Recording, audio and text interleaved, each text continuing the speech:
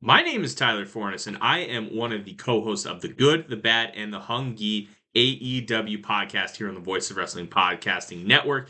We take a broad scope approach to the world of All Elite Wrestling and the entire universe of Tony Khan. We talk about the big matches, the big stars, the promos, the storylines, and we also look at it from a big picture perspective.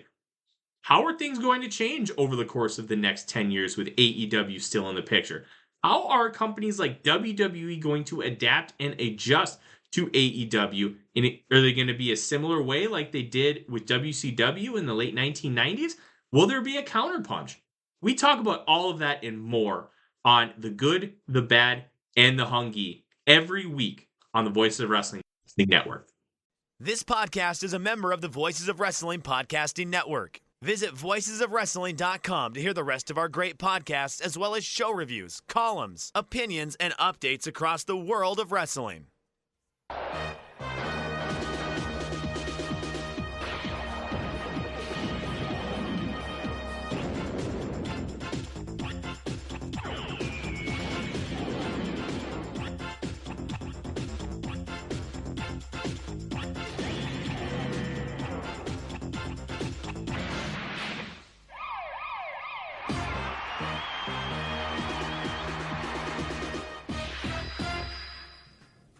Welcome back to Those Days, a Michinoku Pro Retrospective, Episode 18, Tag Tournament Turmoil.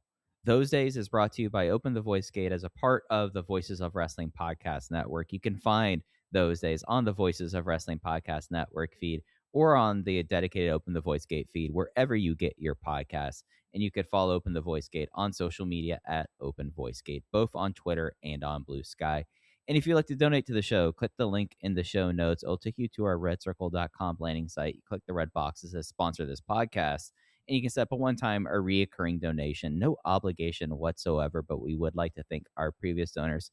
I'm one of your hosts. It's your old pal, Mike Spears, alongside your other host, Case Lowe. And Case, it's been a little bit of a break between episodes here, but it feels almost kind of fitting to pick up Those Days on episode 18, right off the heels of the biggest show in Michinoku Pro history, of course, the These Days show from Ryogoku Sumo Hall. And they immediately hit the ground running on what's a very busy end of 1996 for Michinoku Pro.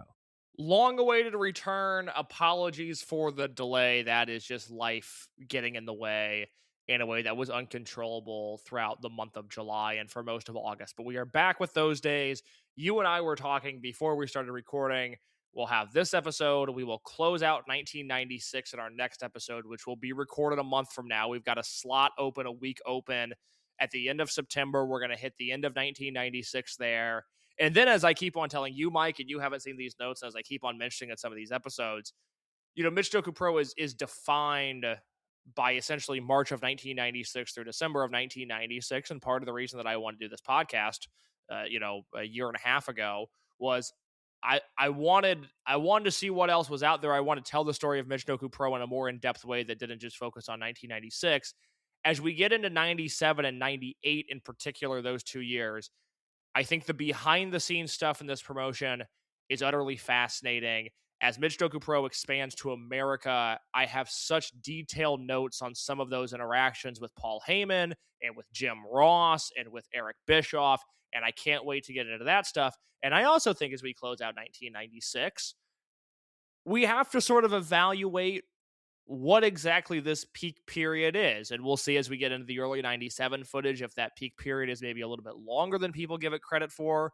I will say, as we are now, covering footage from October and November specifically of 1996, it's a shorter run than I had imagined. And we've obviously elongated these episodes quite a bit. I think it's been 2 months since our last episode with Alan, which, if you did not hear, the two of us and Alan Forel cover the These Days show 10-10-96. I would highly recommend giving that a listen. But Mike, in one sense, we have a ton of footage from 1996, certainly more than the other previous years in Michinoku Pro's history. But here we are almost at the end, and I'm trying to take it all in, but it does ultimately feel like a pretty quick period of time when you're talking about Michinoku Pro's 1996. Yeah, and one of the guys that I feel like that I found myself thinking a lot about over the footage that we have for this episode was Tiger Mask 4 and how quickly, at least to me, like we're closing in on the end of 1996. This guy has essentially less than a year and a half in the business, and I'm sitting here going, right now we're at a point and the run of Michinoku Pro, where consistently I know who the top guys in the company are on a night in and night out basis. And a lot of them were the top guys in the company in 1995 and maybe some of them in 1994. But like we have reached a point that we're 18 months into Tiger Mask 4's career. And of course, as of the time we're recording this, I think actually the retirement of Tiger Mask 4 happened in between our episodes that I don't know. I find myself going like 1996. We've already seen like the rise of Tiger Mask 4 to where I think he's one of the top 5 guys in the promotion easily.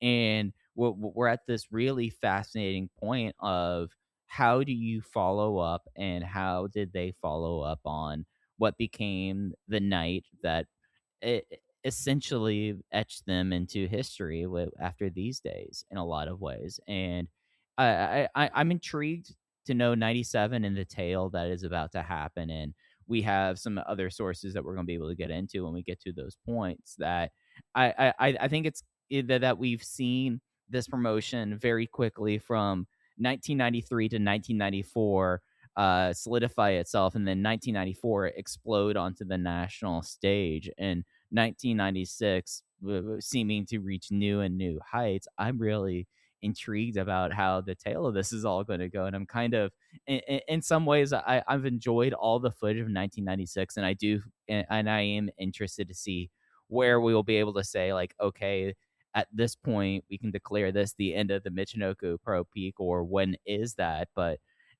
for me, I'm so intrigued about the path that we are about to take to even leave this year and to start seeing the real fraying of this promotion. Before we go any further, we're going to pivot just for a second into 2026 Dragon Gate. You and I are recording this at the end of August. In real time, we are in the midst of the Ray Day Parejas 2026 tournament.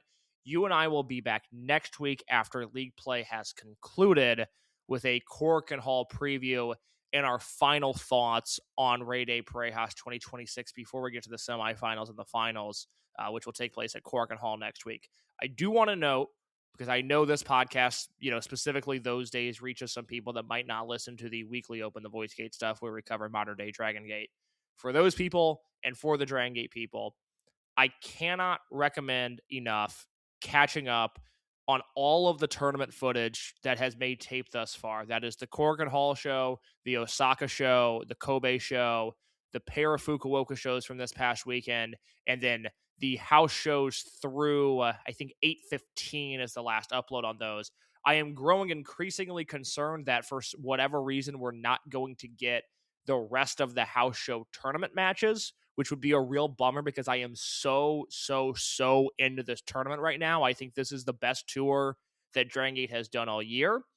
I talked about Easily, this. yeah. I talked about this a little bit last week, but when we recorded last week, the 823 shows in Fukuoka had not occurred. My recommendation to you, my strongest recommendation to you, not in the sense of any sort of match of the year contenders. I don't think they did anything in Fukuoka that's competing with, say, the G1 final, but I have enjoyed this tour, like I said, more than anything else this promotion has done this year. I think it has now eclipsed even my enjoyment of the Big Boss Shimizu return in January and all the work that he did there.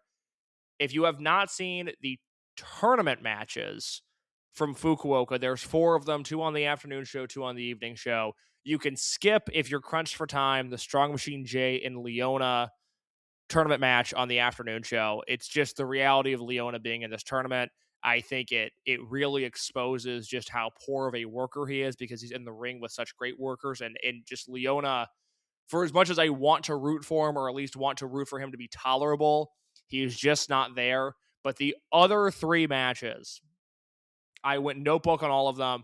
I highly recommend them. I think specifically on the evening show, the Aki and Gucci versus Jason Lee and Madoka Kakuta tag match is one of the best things I've seen in Dragon Gate this year. I think the finish to that match is perhaps the best thing Dragon Gate has done this year. And oh, by the way, the main event was Jackie Kame and Rita versus Kagatora and Susumu Yokosuka, a fitting rematch from their earlier gym this year at Golden Coliseum. So really excellent stuff happening there.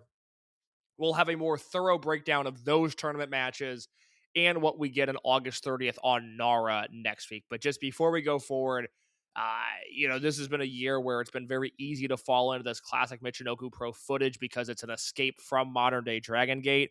But now is the time to put on that Dragon Gate hat again and root for this promotion, because I think what they're doing on Rey de Parejas has been excellent. Yeah, no, I'm totally with you on that, and we will catch everyone up to the end of league play and preview the knockout tournament that will happen in Cork next week on next episode. As for Michinoku Pro, again, just a reminder as to what we talked about last time with Alan Forel. We talked about the UWA middleweight tournament, which concluded with Tiger Mask and Mins Tejo, with Tiger Mask winning that title. We also talked about the September 23rd 8-man tag. Because Alan was on that show, we'll break down this full comp DVD, comp tape in the next episode that will close out 1996. But we did talk about the September 23rd match, which was Dick Togo, Shoichi Funaki, Danny Collins, and Shiryu versus Super Delphin, Grant Hamada, Super Astro, and Alexander Otsuka, which is just a real gem of a Michinoku Pro match if there ever was one. And then we talked about 10-10-96 in full, the legacy of that show, what it meant at the time, what it meant, what it means 30 years since it happened. The great matches on that show, the bad matches on that show, the oddity that was that show, a really weird show in the history of professional wrestling. That is where we left off. As I said, the next episode we will round out 1996, but we wanted to give some full time to not only the 1996 tag tournament that Michinoku Pro did, but also we're going to hop to WAR, we're going to hop to JWP, we're going to hop to FMW. And we jump in now, Mike, if you are ready to jump into the timeline for episode 18 of those days. Yep, it is time for the Futari Tabi tag team tournament and all the stuff that is the fallout of these days. That is right. So we go to the Observer. This is from September 23rd, 1996. So again, just to note with some of the contents in here, this was before the Sumo Hall show that Michinoku Pro held, where Dave writes that JWP held a press conference on September 13th to announce its biggest show of the year and perhaps in its history, a multi-promotional show working with 5 outside promotions called Ryugoku Big Project on October 13th at Tokyo Sumo Hall. Ryugoku is the section of Tokyo where Sumo Hall is located.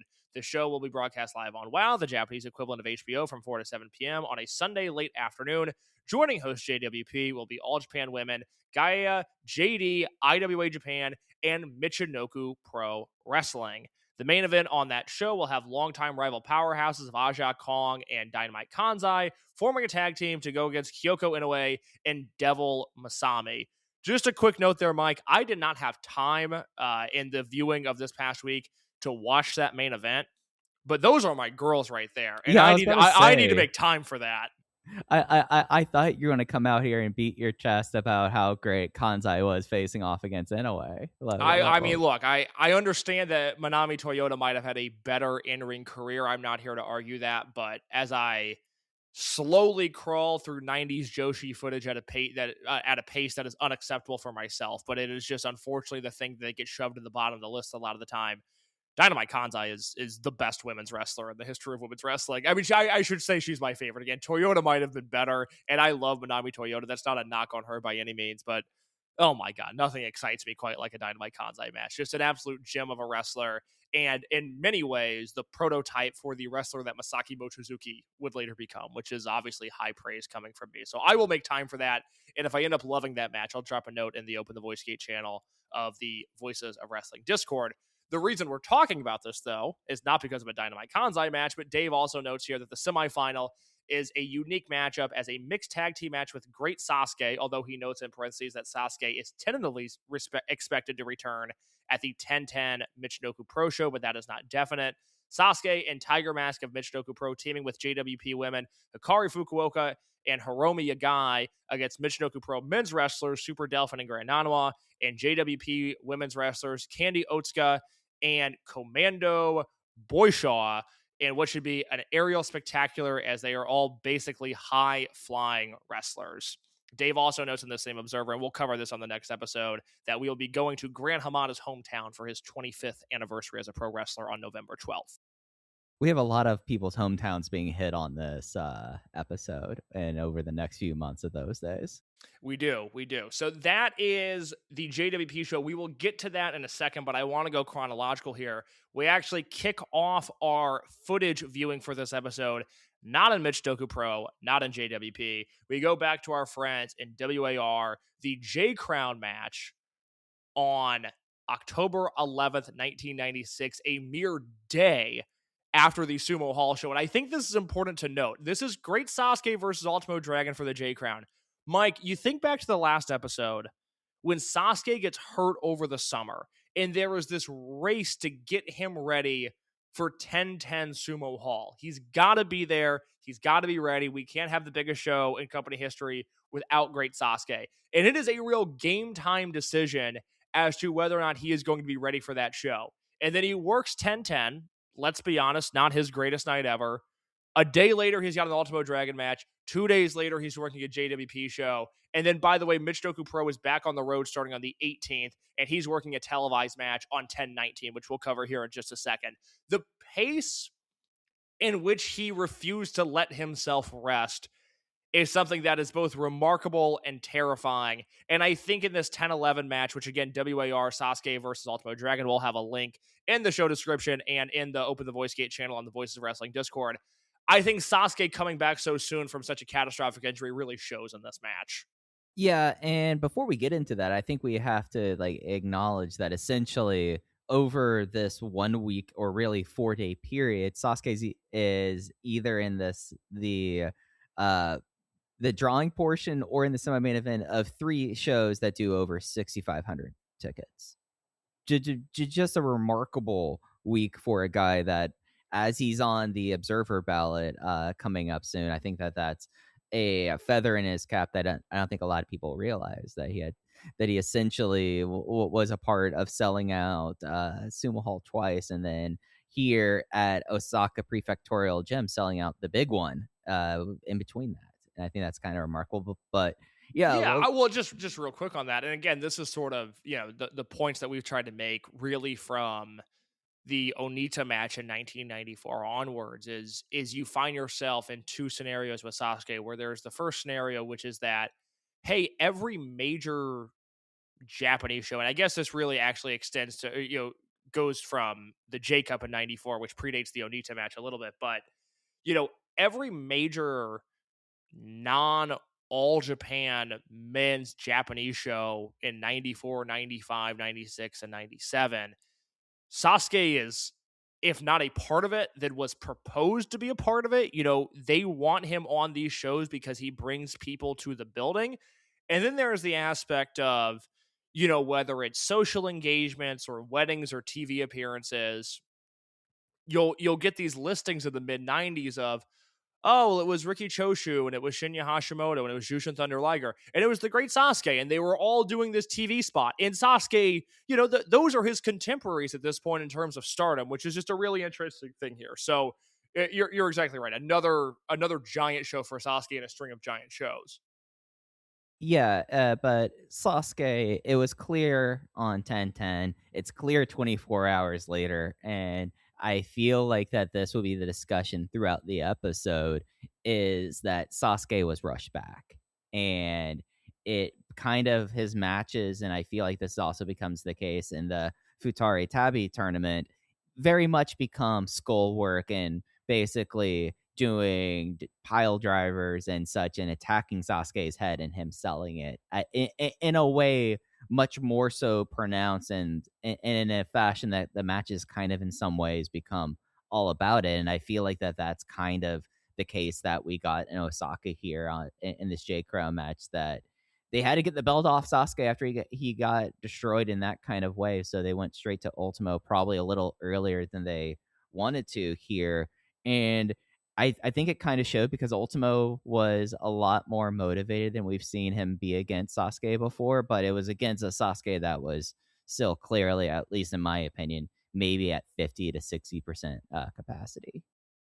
I think it's very interesting that we got footage in the same episode, the way it lined up to where we could watch Ultimo Dragon wrestle Michinoku Pro guys, or at least a Michinoku Pro guy, and we could watch El Hijo del Santo wrestle Michinoku Pro guys, because I do think I don't know if suffer is the right word, but they are very similar in the sense that we've seen a lot of imports come in, not only in this Michinoku Pro project, but obviously just throughout our history of watching Japanese wrestling, where Oh, sure.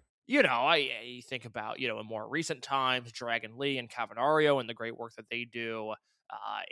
The great work that they did on those Fantastic Mania tours. You related to Michinoku Pro, and whether it be Superboy or Pantera or Kendo, these guys that have come in and really adapted to the Michinoku Pro style. Or you think about somebody like Jushin Thunder Liger, who is able to take these Michinoku guys, bring them into a new environment, and help them succeed. And with Ultimo and with Santo, and I think I say it maybe in a bit more derogatory tone towards Ultimo rather than Santo, just because of the difference in output. They're not into doing that. They're into doing their thing. And this feels much more like an Ultimo match than Right. it does a Sasuke match. And I think that hurts the match, especially with Sasuke in such a limited physical state at this point. He kind of needed to be able to go out there and kill himself all over again. And Ultimo doesn't really present those opportunities in his matches. And so it's very interesting seeing Ultimo in this environment. We've seen him now a few different times where it's like, he and Sasuke wrestle a few different times in the 90s, Mike, and there's no definitive Ultimo versus Sasuke match, is there? No, and the argument is, are any of the Ultimo matches he has with his Japanese contemporaries, at least of the Michinoku Prolins, are any of them actually great? And I think the answer that we have to come to, and at least for me, the course of this project has kind of forced me to reassess in some kind of ways his station, is that Ultimo Dragon, I think his best WAR match might be the Sumo Hall match against Chris Jericho, honestly, because it does not feel like that whenever he's in the ring, and there is a lot of ego at play that we have seen between Asai and Sasuke. Like that is an undertone that I feel like still creeps into their matches in 1996. I mean, this is Masa Michinoku, the last attendant of Yoshihiro Asai facing his senior, and I feel like that for all of these reasons, I'm starting to reassess Ultimo and starting to ping him downwards, especially at this time that is supposed to be, at least as it relates to North American eyes, kind of his peak. And I think that it really kind of shows in a match where he is not the most over person in this match. In his own promotion, the bigger calls are for Sasuke, especially after the one kind of brilliant spot in this match. Ultimo does a real mean brain buster, and after the kick out, he immediately orders a knockout 10 count, and Sasuke is crumbling to his feet. And at that point, I was like, okay, this match is kind of getting interesting, Case. I'm kind of into the brain selling of Sasuke, but no, instead, it's Sasuke doing Ultimo things. We do get a diving kick, and Ultimo wins the J Crown with a running Liger ball. So just for reference, because we've talked about all of these matches on this show, and Sure. you can go find the timeline of events in which these matches happen. But there's 5 post Hamada's Universal Sasuke Ultimo matches in one way or another. There is the Orihara and Ultimo versus Sato and Great Sasuke match from WAR. That's 3/2/94. There is the UWA World Middleweight title match between Ultimo and Sasuke at 7/17/94. They end up teaming together 2 weeks later on the Michinoku Pro Show, where it's Sasuke and Ultimo versus Gato and Jinsei Shinzaki. And then we have these 2 matches in 96. The Sasuke versus Ultimo match, where Sasuke gets hurt really bad, and the rematch here that we're discussing now, the WAR Osaka Crush Night Ultimo versus Sasuke rematch. Those are their 5 interactions in the mid-90s.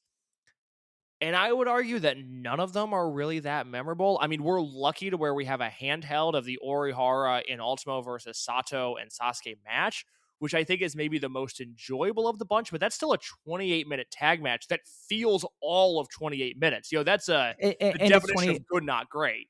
And it's 28 minutes of Orihara and Ultimo really being uncooperative. Completely uncooperative, and this is I mean, this is a month before the J Cup, so you're Mhm. talking about a different Sasuke, but even by this point, there is a certain level of discomfort that it seems like Ultimo feels with Sasuke in the ring, where again, it's just such a far cry from what Liger would do a month later with the same guy. Right, and I think maybe the, WAR UWA match is probably the best one, if we have to call one the best one, because it's not this one. This one is trying to get the belt off of Sasuke Mhm. at this Yeah, point. no, this was a rush job. I mean, it's a I was shocked that it went 13 minutes. It almost feels like the closest you could get to Ultimo versus Sasuke on American TV. It really does have a sort of get in, get out pace to it, with I don't really think anything all that memorable in between the bells. Yeah, I mean, I guess the Sumo Hall Ultimo Sasuke match from July 17th, 1994. Again, it's good. I don't think it's worth going out of your way for. It's not a match that Ditch hosted back in the day. It's not a match that I think anybody remembers fondly. It's not even really WAR canon all that much, which for those guys to have 3 singles matches in an interpromotional tag within the span of 3 years and to not have any of them go down as 90s Japanese wrestling canon, I think is a failure on both guys, but I put a lot of that blame on Ultimo specifically. Yeah, because, like, we've seen the evidence of, like, of Sasuke with Liger and everyone else. I mean, Sasuke versus Benoit, Sasuke Yeah, versus yeah, Liger, exactly. yeah. No, Sasuke's proven. I mean, we saw it earlier, 2 episodes ago when he went to CMLL, and yes, you and I were, secretly sort of raving about Tiger Mask and how great he was in Mexico, but Sasuke fit in just fine.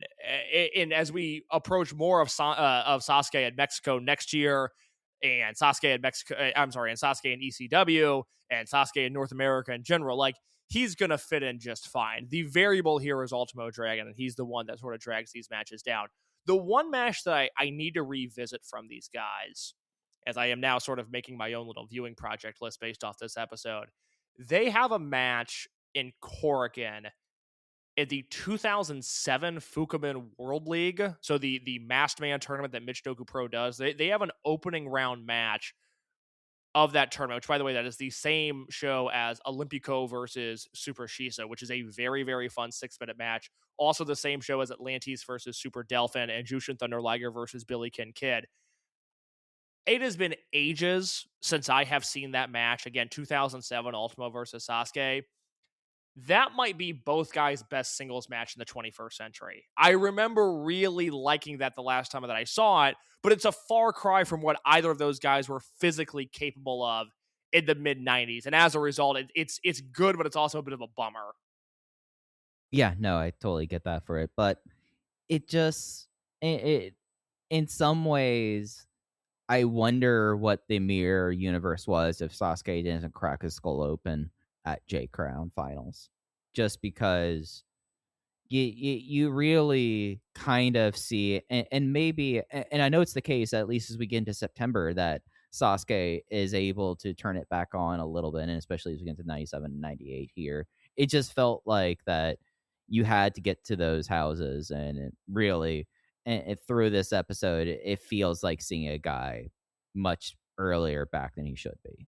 Well, I'll give you this note before we move on to the JWP match, but I think that cracked skull unintentionally, we're now sort of living in this chain reaction of what ifs for the great Sasuke. And there's a lot of them coming, some of which rebound off of this J Crown title, where when you look at what Sasuke's career ended up becoming in 97 and 98 and 99, there's a lot of things where maybe in 93, 94, 95, the ball bounces the right way for Sasuke and it leads Michinoku Pro as an entity to the success they've had. As we continue this series, I think you're going to see a few things where the ball bounces the wrong way for Sasuke and it dramatically changes his career in the late 90s. And I wonder, as we get into 99 and the things that lead to splits and stuff, like, we already know Sasuke is a different kind of guy.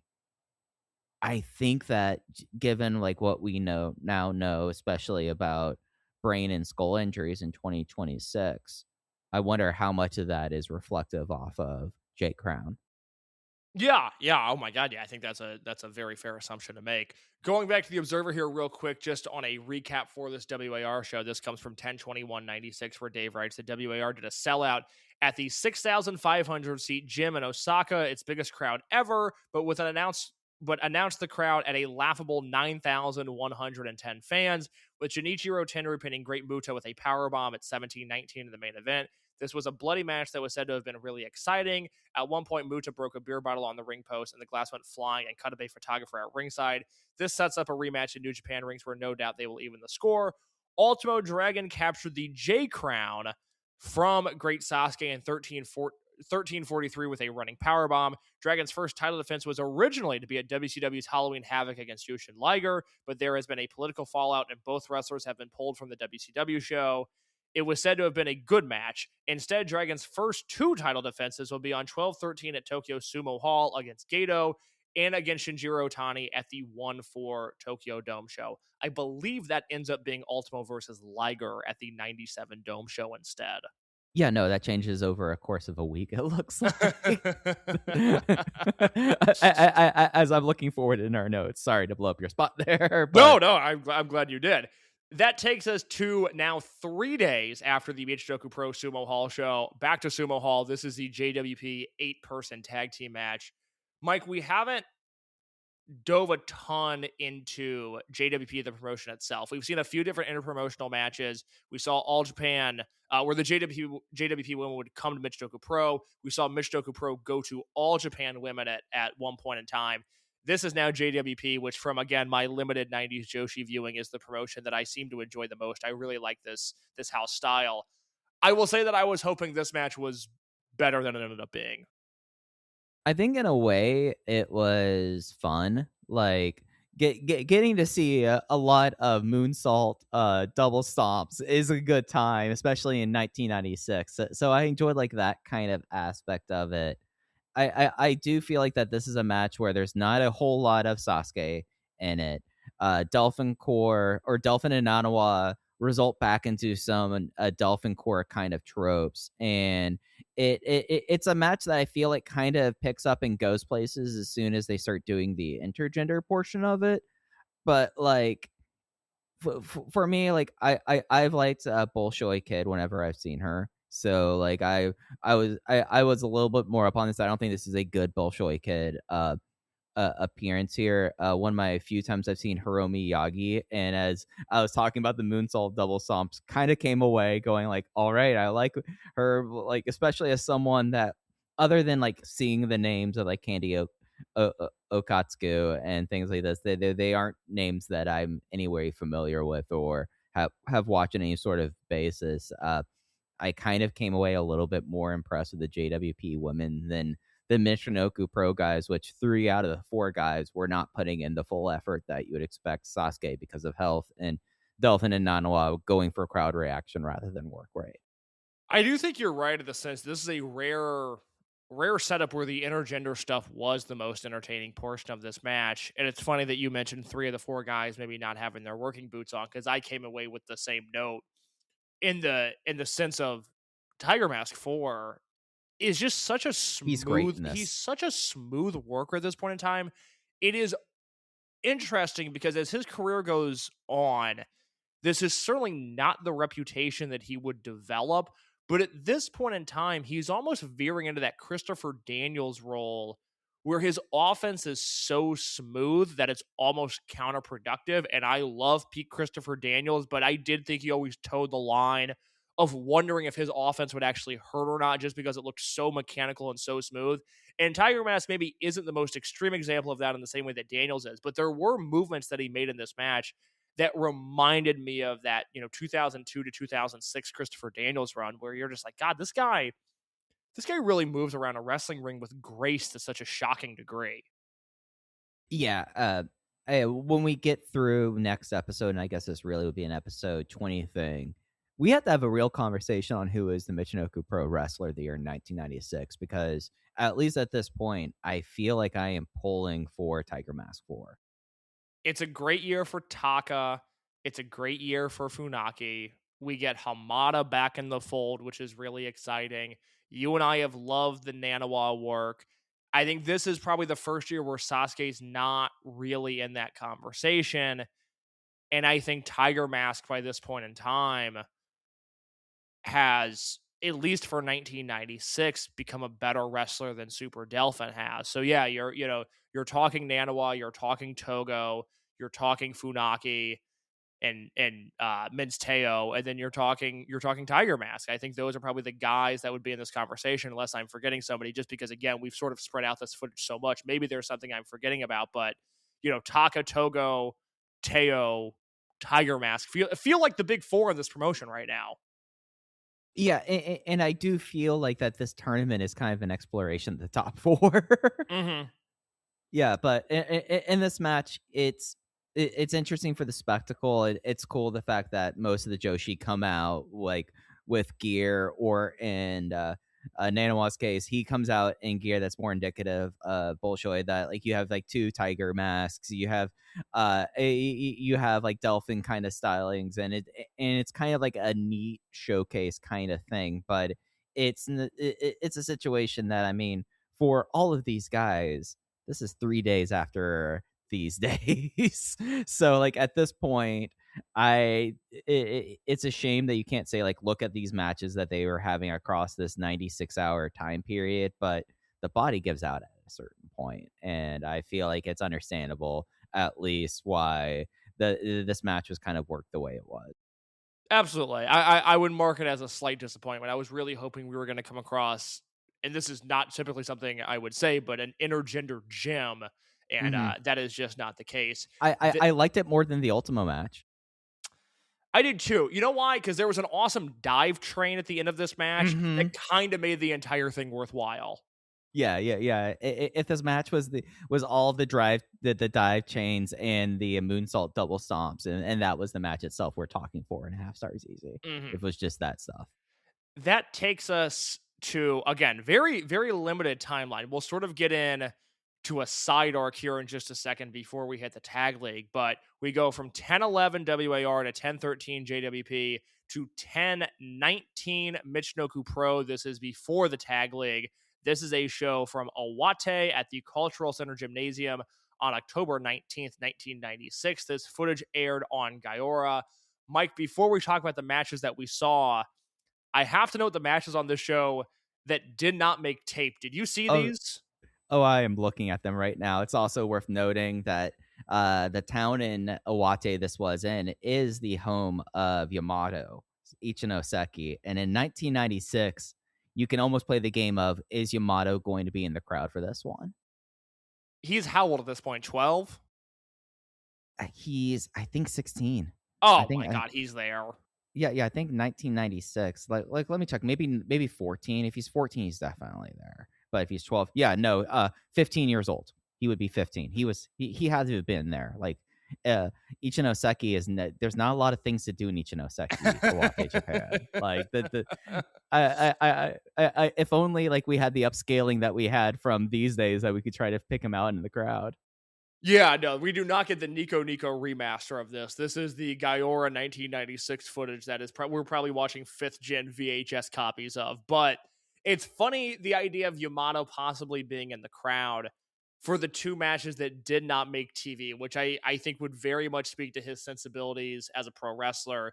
The opening contest, 8 minutes, Soichi Funaki versus Alexander Otsuka, just an 8-minute singles match that we don't get anything of. And then match 3 of 5 on this show, 10 minutes of Super Delphin versus Satoshi Yoneyama, who of course would become Muhammad Yone, and we get none of that, which is absolutely devastating.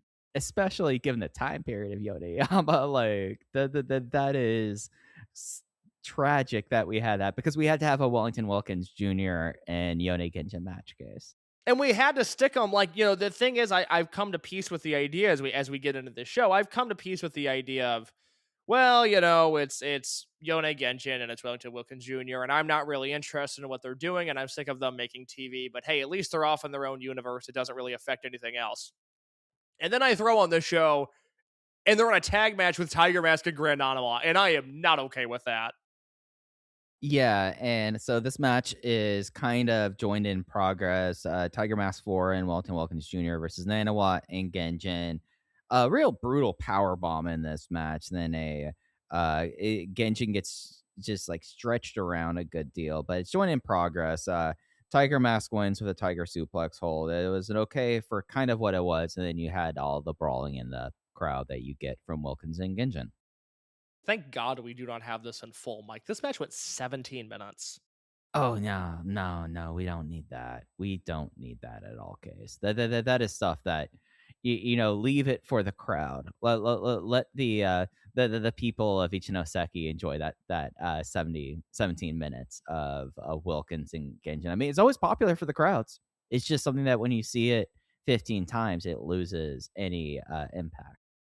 And kind of to our point that we made a minute ago, individually, I thought Tiger Mask and Nanawa looked great in this match. They're just it's like having a wrestling match in the midst of an obstacle course where there are just so many things being thrown in their direction that That's a don't great help way of them at putting all. it. Yeah, it would be like trying to wrestle on the American Ninja Warrior course, where ultimately there are just things happening around you that are counterintuitive to what it is that you're trying to accomplish. I'm sure if this was Tiger Mask versus Nano in a singles contest, it would be electric, but it's just not. And there's a lot of stuff going on around them that I didn't necessarily enjoy, even if I liked the individual performances of those two wrestlers.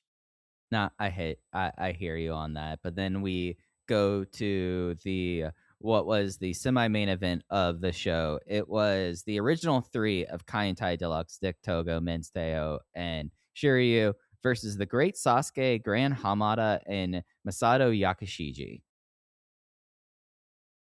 It's, I would say, a second tier 1996 Michinoku Pro Trios match. Is that a fair assessment of what we have here? It was still with Sasuke at the point where Sasuke shouldn't be kind of wrestling, and that brings it down. That there was eye work in this thing. It didn't feel like it had the peaks or what you saw before this and what you would see after. I'm glad you mentioned that because I guess some of the Sasuke stuff I hadn't really fully put together in my head until we started recording here, where just the pacing of his schedule so soon after he was rushed back from injury. And you're exactly right. I'm looking at my notes for this match, and I have, for a 6-man tag semi-main event, I have a fair amount of notes of things that I really liked.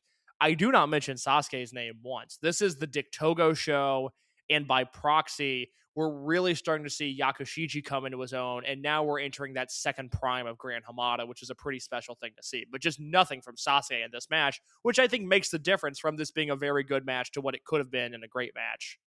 Yeah, because you get like these incredible Hamada and Men's Tejo portions where you go like, man, this is like this is peak Michinoku Pro. This is what I'm here for, especially with like the way that they start like trading forms and headbutts, and you go like, oh, this is really it. And then there is a gross Sasuke bump, and he's selling his head.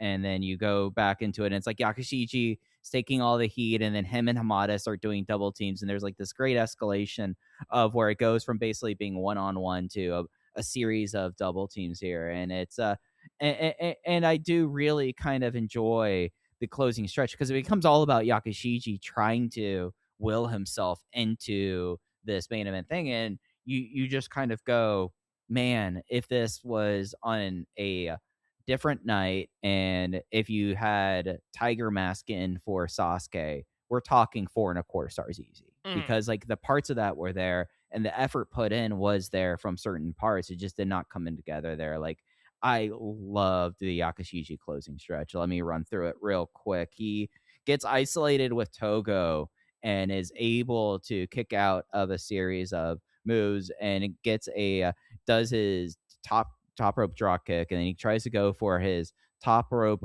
jump into his swinging Rana. He gets a 2 on that, and then immediately Togo just goes, I'm done with this. I'm not entertaining this whatsoever. Sticks him with a power bomb, top rope senton, definitive, and they just walk out on it. And it just feels like at a certain point, they remember that they're Kaintai Deluxe, and they just put the at this point, I mean, Yakashiji is your lowest ranked person that regularly makes tape, and they treat him the way that they should. I think you're exactly right. I think this is when we really start to see him come into his own as such a special wrestler. I I have another Yakashiji sequence that I want to run through in just a second, but just to your point on Togo and the definitive nature of the end of this match, as we're watching this sort of mirroring the hellscape that has been 2026 Dragon Gate for the most part, and really, and we're recording this, shortly after the 2026 G1 finals, where I think between New Japan and All Japan, and for us in our own little Dragon Gate universe, I think there's maybe some level of renewed optimism in Japanese wrestling. I think All Japan is a very good I'd promotion agree. this year. Yeah. I think New Japan's doing stuff right. We felt lower before. I'm certainly not all the way back, but I'm watching more Japanese wrestling than I am Lucha right now. I'm much more into what's happening in Japan than what's happening in Mexico, which I have not felt that way in many, many years at this point. But we still do have, whether it be the House of Torture, the entire existence of Pro Wrestling Noah, or Gaja Dokuro, these heavy-handed heel units that are just not working with our sensibilities. Forget what we want out of Japanese wrestling, which is something a little bit more straightforward. It's just not working with what we want out of wrestling. And the finish here with Togo just killing Yakashiji in a way that very clearly fit with the idea of being a heel in pro wrestling, but wasn't over the top and didn't involve this giant ref bump. And it was just nice where Togo beat him and you went, fuck that guy. I hope the next time I buy a ticket, Yakashiji beats him. And it was really weirdly refreshing, just the finish of this match and how definitive it was and how the heels won. And it made me hate them and want to see the baby faces win the next time.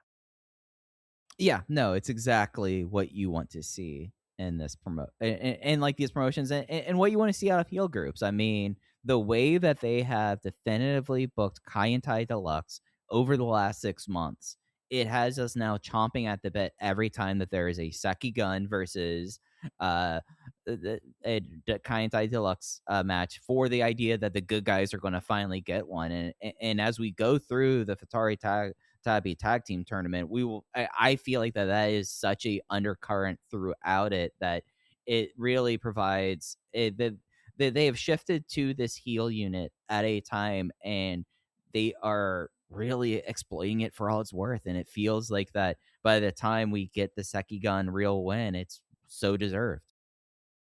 There's another Yakuchuji spot I want to mention really quick, which is earlier in the match. It's him and Mince Teo. And again, I think just sort of refreshing with 2026 eyes. I see no reason why you couldn't do this spot on Dynamite. I see no reason why you couldn't do this spot in Arena Mexico. I think this would get over great if it was, say, Madoka Kakuta and Drangate doing this to Jackie Kame or to Gucci or to even, Tristan Moody. Teo is just throwing Yakashiji out of the ring. He grabs him by the head, he throws him through the middle rope. Yakashiji slides back onto the bottom rope.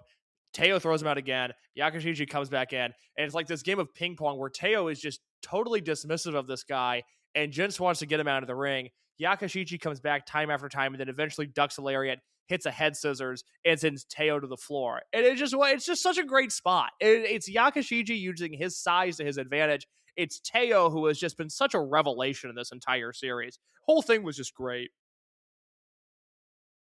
Yeah, no, I mean this is a match that is just on the precipice of Notebook for me, but really think that for five people's work, it was really strong there. I went 3 3/4. I mean, I think it's Yeah, worth I our was 3 and time. 3. I think there's a Yeah. reason that we don't totally know. The other thing I was thinking during this match was, it is, I don't, do you know who Paige DeSorbo is? The influencer Paige DeSorbo?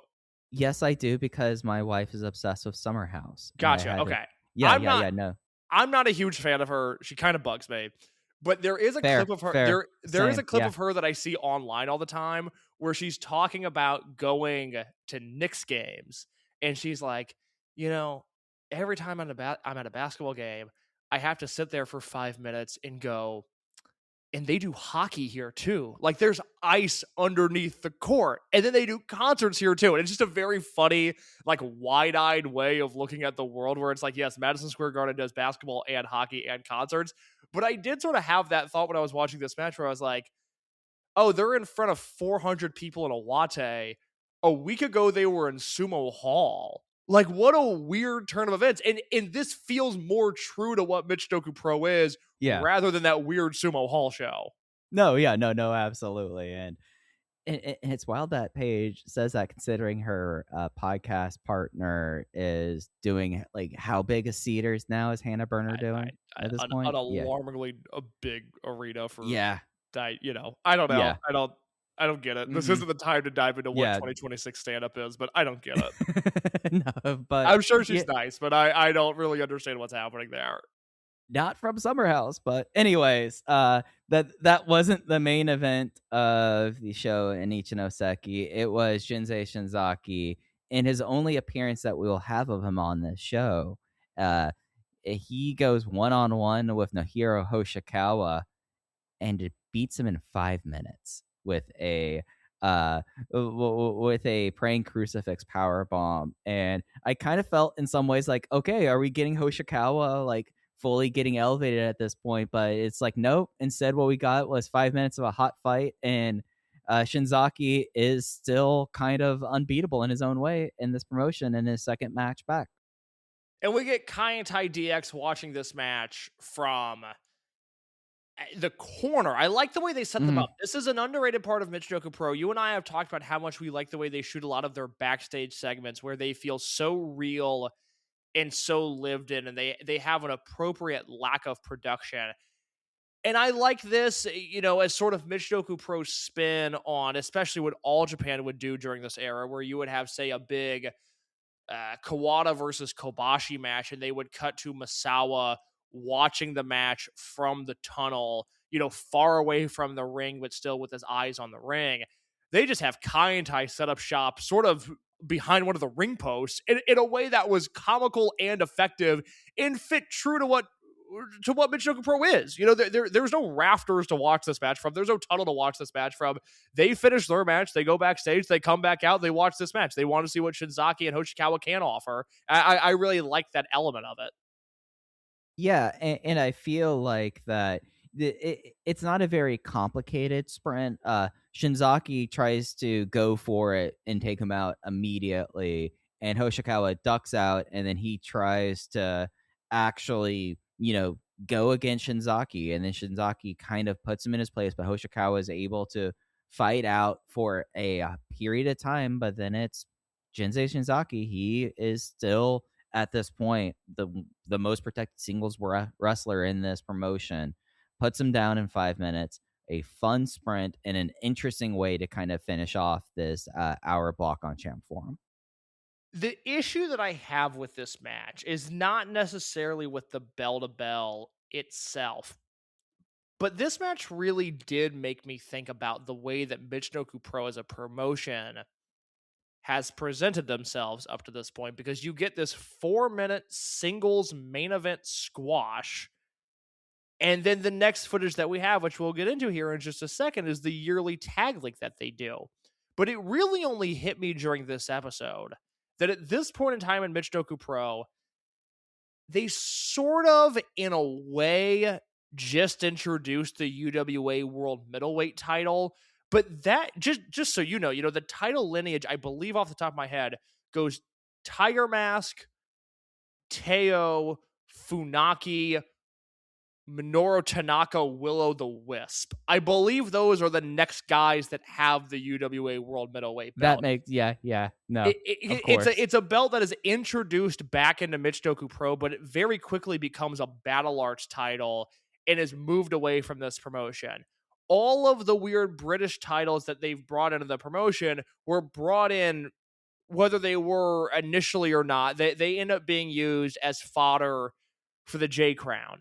You have the Mass League in 95. They don't do another Mass League until 99. And that, in theory, was supposed to decide your top singles wrestler. It's, of course, more known for the last place match more than anything. So you have a promotion with no main singles title, no main tag title, no trios title, a yearly tag tournament that doesn't specifically lead to anything, no main singles tournament. And it's just a little odd. Like, at this point in time, I think it is a detraction from the promotion. The Michinoku Pro British Commonwealth title is really, it has Michinoku Pro in the name. It's a title that was used far more by Toryumon than it ever was Michinoku Pro, at least in the days of Toryumon. Before that title, I believe, went back to Michinoku Pro. But they don't have the UWA World Trios titles, which I think would have greatly helped this promotion. There's just nothing.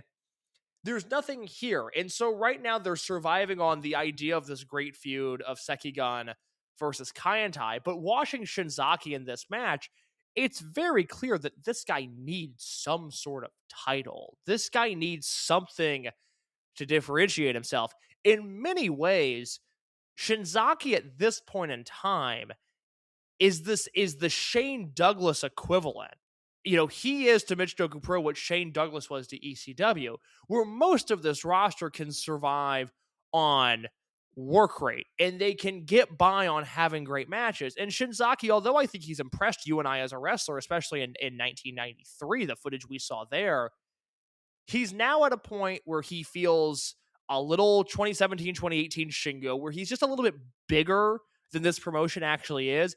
And there was nothing tying him down. There's no belt that he's defending. There's no El Numero Uno or King of Gate that he's a reigning champion of. He's just back and he feels bigger than everybody else and he feels better than everybody else, but there's nothing that he's gunning for. And I think that's a little bit odd in 1996. I like in 1999 Toryumon how there aren't a bunch of titles and there aren't a bunch of tournaments. But by 2001, they needed titles and tournaments and they introduced them. In 1996 Michinoku Pro, I think they need more titles and more tournaments. Yeah, because I am looking at what will go on during the Futari Tabi tournament outside of what makes tape. And essentially, Shinzaki is isolated even more so because he's not in the tag tournament, facing Lenny Lane on consecutive nights. Oh, 3 nights in a row he faces Lenny Lane. He's facing Nanawa on nights that Nanawa doesn't have tag matches. He's facing Muhammad Yone when he comes in there. He is completely off adrift. He faces Nahiro Hoshikawa when he doesn't have a tournament match, and he's just kind of there. And I think if you count it, he has 4 singles matches with Lenny Lane across this tour. And if he was a guy who didn't have that built-in tag partner. Mm-hmm. And didn't need to be in the tag league. I mean, God, I would have loved to have seen him in the tag league. I would have loved if it was him and Lenny Lane in the tag league. I would have loved if it was him and not Hoshikawa. Who's the other kicky guy they have?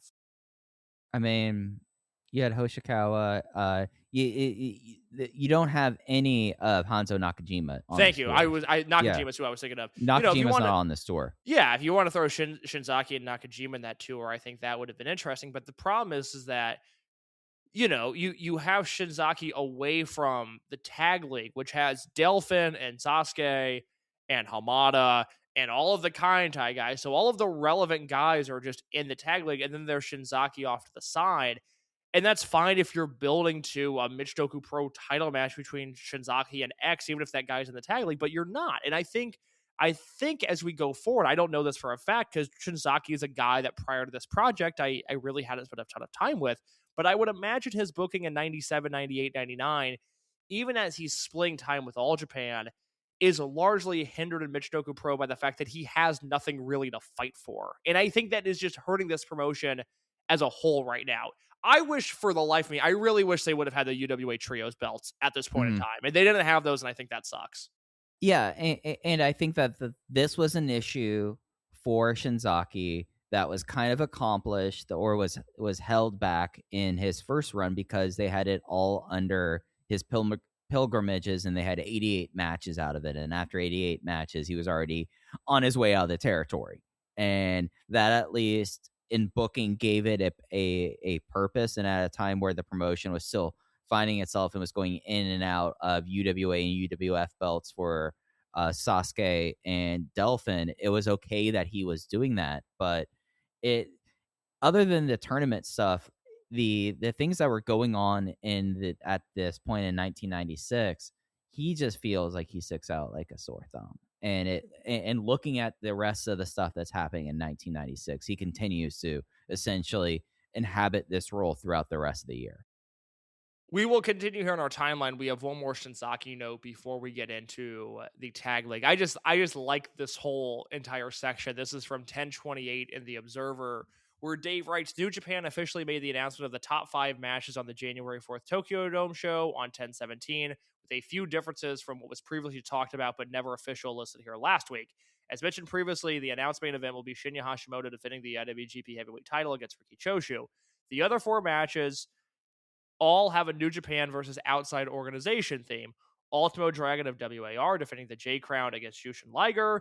Jinsei Shinzaki of Michinoku Pro against Shiro Koshinaka. Great Muta versus Shoji Nakami of Big Japan Pro Wrestling. And Masahiro Chono versus Mitsuhiro Matsunaga of Big Japan Pro Wrestling. On paper, this is the weakest group of main event matches in New Japan Tokyo Dome history, at least since the first show built around the Russians that had never done work before. Matsunaga and Nakami are terrible wrestlers whose main claim to fame is willingness to take bumps into beds of nails or on thumbtacks, so perhaps New Japan is going to venture into that field with crazy gimmick matches. They are doing an angle where Chono thinks it's beneath him to face Matsunaga and has threatened to quit the promotion rather than do that match. In addition, Matsunaga's gimmick is that he's not a part of Big Japan, but a free agent that also works for Big Japan, and is also in the angle refusing to do the show at the request of the Big Japan president. Nakami, on the other hand, is saying that he's thrilled to get a chance to wrestle a big star like Muta on a major show. I love that entire thing. Did he buy his spot on the Tokyo Dome? Well, I'm going to look now at this Tokyo Dome card. So 97, they do Liger versus Ultimo. Main event is Hashimoto versus Choshu.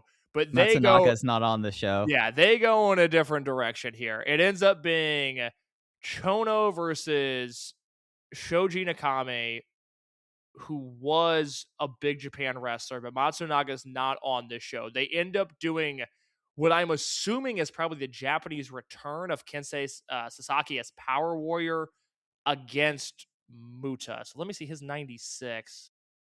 That would line up for Sasaki. Man, he works a lot of a lot of WCW, the opposite of Michinoku Pro. He works a lot of WCW at the beginning of 96. Let me see here real quick what he's doing. No, he's interesting now. I got to read more Observers to understand this booking, because he's in New Japan full time starting in the spring of 96. Power Warrior is. So that's just a nice match, third from the top.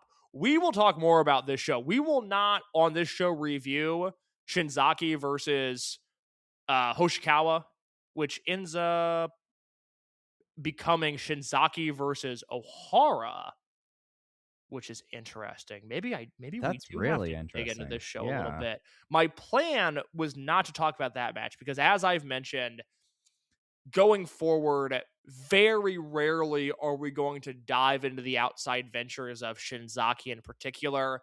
For the purposes of this project, just to be honest, I'm much more interested in Sasuke's outside ventures and Taka Michinoku's outside ventures. Shinzaki, because he ends up splitting time almost evenly with at points FMW and at points All Japan Pro Wrestling, it doesn't feel canon to Michinoku Pro with a lot of the stuff that he does. But I'm going to have to do some reading on that, because we're going to talk about, there's some 1997 New Japan stuff that is really interesting to me that affects Michinoku Pro. So we'll get to that when we come to it. But this 97 Dome show, Mike, this is the Super Liger versus Kanemoto match, which is Liger. Oh, yeah. Which is Jericho dressed as Liger. Kanemoto flips out. Yeah, no, that is definitely a match that I had downloaded in college when I heard it was really bad. Yes. Shinzaki versus Ohara. Otani versus Tajiri, which that's one of the better Tajiri matches to happen in Japan. And then a crazy top 4, Liger, Ultimo, Kimura, and Fujinami versus Tenzan and Chono. Power Warrior versus Muta, and then Hashimoto versus Choshu, which is a pretty awesome match. That is so much fun. Yeah. We now move to the 1996 Michinoku Pro Tag League. I should note really quick that the footage of this stuff is courtesy of Samurai TV. We talked about this, I believe, 2 episodes ago and a little bit Right. last episode, where, up to this point, the Michinoku Pro footage that we had was either from comp tapes or from Gaiora Champ Forum. And in 1996, Samurai TV launches. They specifically launch with an Inoki show on December 1st that we'll talk about on the next episode because there is a Michinoku Pro match on that show, a pretty historic one at that. But we end up getting footage from this tag league, which is great because we get zero footage of the 1993 tag league, we get zero footage of the 1994 tag league, and we get very limited footage, I believe just the finals of the 1995 tag league. So this is where you start to see, as we now live in 2026 in the overconsumption era, you start to be able to consume more Michinoku Pro with not only Gaiora Champ Forum, not only with a loaded year of compilation tapes, but you also now have Samurai TV. And as we go forward, especially 98, 99, and the early parts of 2000, much more footage comes from Samurai TV than comes from Gaiora. A lot of the late stage Michinoku Pro stuff we have is from Samurai TV. The And, teams. Oh, go ahead. Sorry. and we would have to go and look on how Gaora really put on wrestling at the tail end of the 90s, but it almost completely coincides in a way with Torimon 2000 landing in 1999. Mm-hmm. So the teams for this tour are going to be the Great Sasuke and Kaito Kung Lee, who were there last year, Super Delphin and El Hijo del Santo, who we'll talk about more in just a second, Dick Togo and Shiryu, Taka Michinoku and Shoichi Funaki, Gran Hamada and Hoshikawa, and Tiger Mask and Grand Nanawa. On paper, Mike, you really get to see, one, how small this roster still is, but two, given that this is your core roster, what a core to be working with. Yeah, and I think like not having those 93, 94, and virtually all of 95, we missed out on some interesting team ups and interesting matches with it. But at least in 1996, when you look at like the roster and where they're at this point, it's essentially 8 of the most the or I'm sorry, 10 of your roster members on a troop that's, you add in Genjin, Wilkins, Gamma, like is only like 16 wrestlers really. I mean, you can basically just have a single bus for Michinoku Pro at this point. And I think if you really think about it, maybe the question about Sasuke and his physical ability at this point, subbing him out for Yakashiji just because of that aspect of it. But I mean, you have at least 10 of the most important people out of the roster of 13, and maybe with the whole entire situation with Shinzaki that we had talked about, there was not a whole lot left for him to do on these shows other than wrestle Lenny Lane. Yeah, and there's also, there's not only just the fact that they are working with very small numbers to begin with on this roster, but I think we're deep enough into this promotion now to say that they are extremely wary of elevating new people. I think Incredibly wary. the characters have changed for Sasuke and Delphin and Nanawa, and to some degree Shinzaki and Togo and Teo from where they were during this promotion's beginnings in 1993. But the cast of characters is still the same, with Yakashiji being implemented, but as you said earlier, still very clearly portrayed as the weakest guy on this roster. Right, yeah, because if this was a promotion that really was in time elevating people every single tournament, it would be Nanawa's time at this point. And that's not the way this tournament goes whatsoever. Like we've had Nanawa after the Fukumen tournament, and we've had Nanawa like throughout the year. Like he would be the next one kind of up for that kind of elevation. And instead he's back in his losing kind of lost post kind of role throughout this tournament here. And instead, without being like completely like into the finals already, it's very clear what the tone of this tournament is, and it's not about elevating it. No. So let's have a conversation that pertains to what you just said about Sure. El Hijo del Santo. There's two things I want to touch on here. One, I guess let me start here. What's your relationship with him? I imagine you're a pretty big fan. I know we've done Greatest Wrestler Ever audio together. I imagine at some point we've talked about Santo. Yeah. And I know we talked about him at length in 2022 when he made his final trip over to Japan for Dragon Gate and for Pro Wrestling Noah. But in 2026, now that he retired in December of last year, his career's finally done.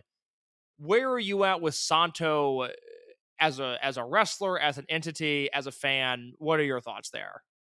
I had Hiel Del Santo as 10 in 2021 in Greatest Wrestler Ever. I think that at his peak, I would probably over the next 5 years drop him down considerably. To be quite honest, I think I was kind of high on that. I think at his peak, he is one of the most complete luchadors of his size. I mean, he is smaller than his father. He is more of a, I would guess, middleweight going to light heavyweight than an actual heavyweight kind of star there. And you look at the 90s and especially how AAA, until he leaves AAA, is built off of kind of him, Conan, and Eddie Guerrero in certain kinds of ways, and Fuerza Guerrera.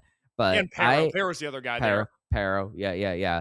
But Hio, I have a certain level of fondness for him, especially for the fact that at least like where the indies were when I was first kind of saying paying attention to him, Hio Del Santo would make U.S. trips. And like he was always something that would pop up in magazines, I feel like. And this is a morbid one. We all have wrestling sins. One of my sins was I was a pretty big Mike Quackenbush guy at one point, and he talks about Hio Del Santo coming to wrestle him, and I think it was like 1999, or like that point. And I was like, oh wow, that like happened. And like in his book, he talks about like how he was not in good shape for that match, and he was really disappointed. And then I watched the match itself after I came to the obvious conclusion that everyone should have in Mike Quackenbush and Cielo Del Santo basically not being cooperative whatsoever, and it kind of rolls in that kind of way.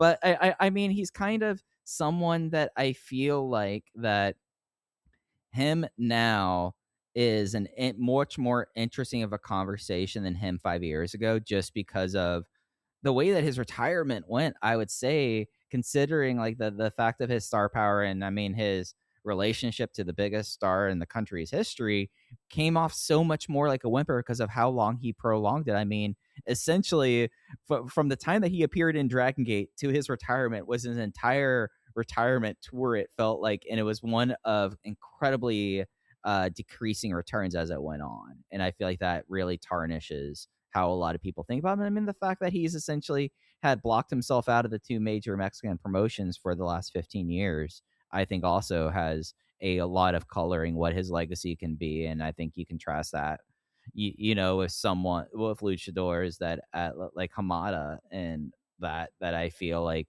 that as time has gone on, their legacy has only become kind of stronger. I think Hiel Del Santo's legacy, uh, the thing that's kind of sad about him is that he saw his legacy kind of go away from him the more he tried to put his hand into the cookie jar at the end.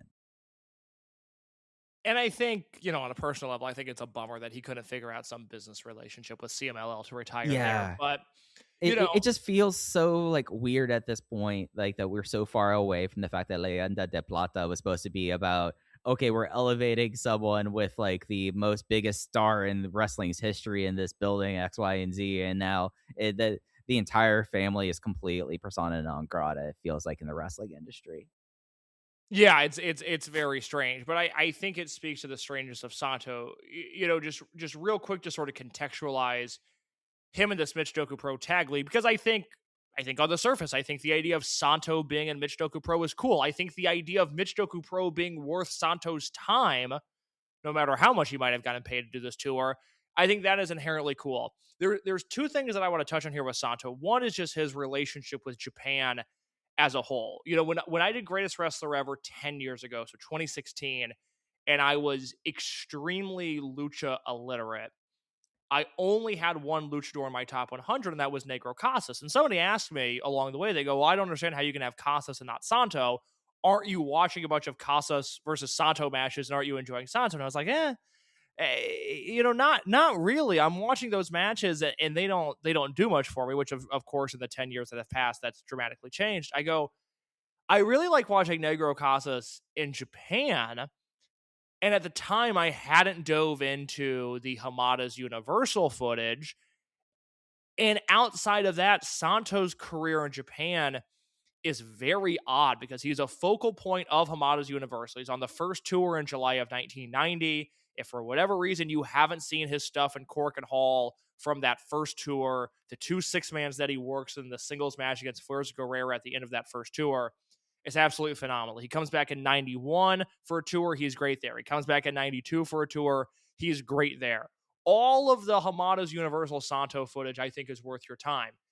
From there, once that promotion folds, he finds himself without a home in Japan for a little bit until 1994. And we talked about this at the time because Sasuke ends up on some of these shows. But AAA, at this point, is now the hottest thing in Mexico. They strike up a relationship with New Japan. And there's the 1994 Lucha World Tour where the AAA roster is essentially just imported into New Japan. And the footage that we have of that tour is a ton of fun. That relationship doesn't really go anywhere, though. And I don't know any specific political ramifications that would lead to the fallout. I do know that by 95, I think the house style of AAA is going in a pretty dramatic different direction than New Japan, but I don't think that's necessarily why the relationship ended. I don't know why the relationship ended, but it did. So Santo has a tour of New Japan in 1994. It's very fun. I wish we had more of it on tape, and I wish that Santo would have been able to stick around there, but he doesn't. So in 1995, and we covered a little bit of this on the show, he ends up doing a tour of Wrestle Yume Factory where Masayoshi Motegi, I would imagine, paid Santo a tremendous amount of money for Santo to do a job for the NWA World Junior Heavyweight title in the finals of that tournament. That, of course, would then play into the J Crown later. So he's got a Wrestle Yume Factory tour in 95. He then comes to Japan in early 96 with Blue Panther and Fuerza Guerrera. More on them in just a second, to do Pro Wrestling Crusaders. And he does 2 shows there, and then he bounces back to Mexico. That leads us to this Michinoku Pro Tour. This is his only Michinoku Pro Tour. From there, he would do a lot of CMLL Japan. He's there 97, 98, 2001. He does an All Japan shot in 2001. He does the UD06 show in 2006 in Cork and Hall. This is Santo and Ultimo versus Atlantis and Black Warrior, which I've never seen, but I need to.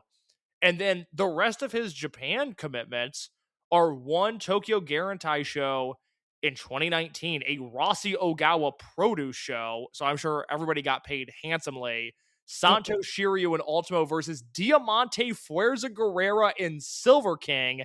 And then he has that 2022 tour where I will continue to recommend the Dragon Kid Yamato, Santo, and Ultimo versus Masaki Mochizuki, Mochizuki Jr., Susumu Mochizuki, and Yasushi Kanda match from 8/7/2022. That's really fun. Yeah, I forget how Rossi got involved. But I think Rossi has involvement in CMLL Japan. Like it dates back to that. Oh, in the early days of it? Yeah. Well, I'll need to get clarification on that because I know I think maybe it's the 1999 tour. So that's what I'm thinking of. I'm not thinking of like winter the super early stuff. Winter 1999, which is, of course, when the Michinoku Pro Osaka Pro split happens. I'm pretty sure Delphin's the main promoter of the CMLL Japan tour that year. I could be wrong on that, and Rossi could also very easily be involved with that, but that is something that we'll at least get clarification on when we get to that stuff. Because, I mean, have you seen the 97, 98, 99 CMLL Japan footage? Years ago, I feel it's awesome. It was really watching some of that stuff about a year or two ago is really when I started to think about how awesome Ultimo Guerrero was. Because I think it's the 99 tour where Ultimo is just on another planet. He's so good.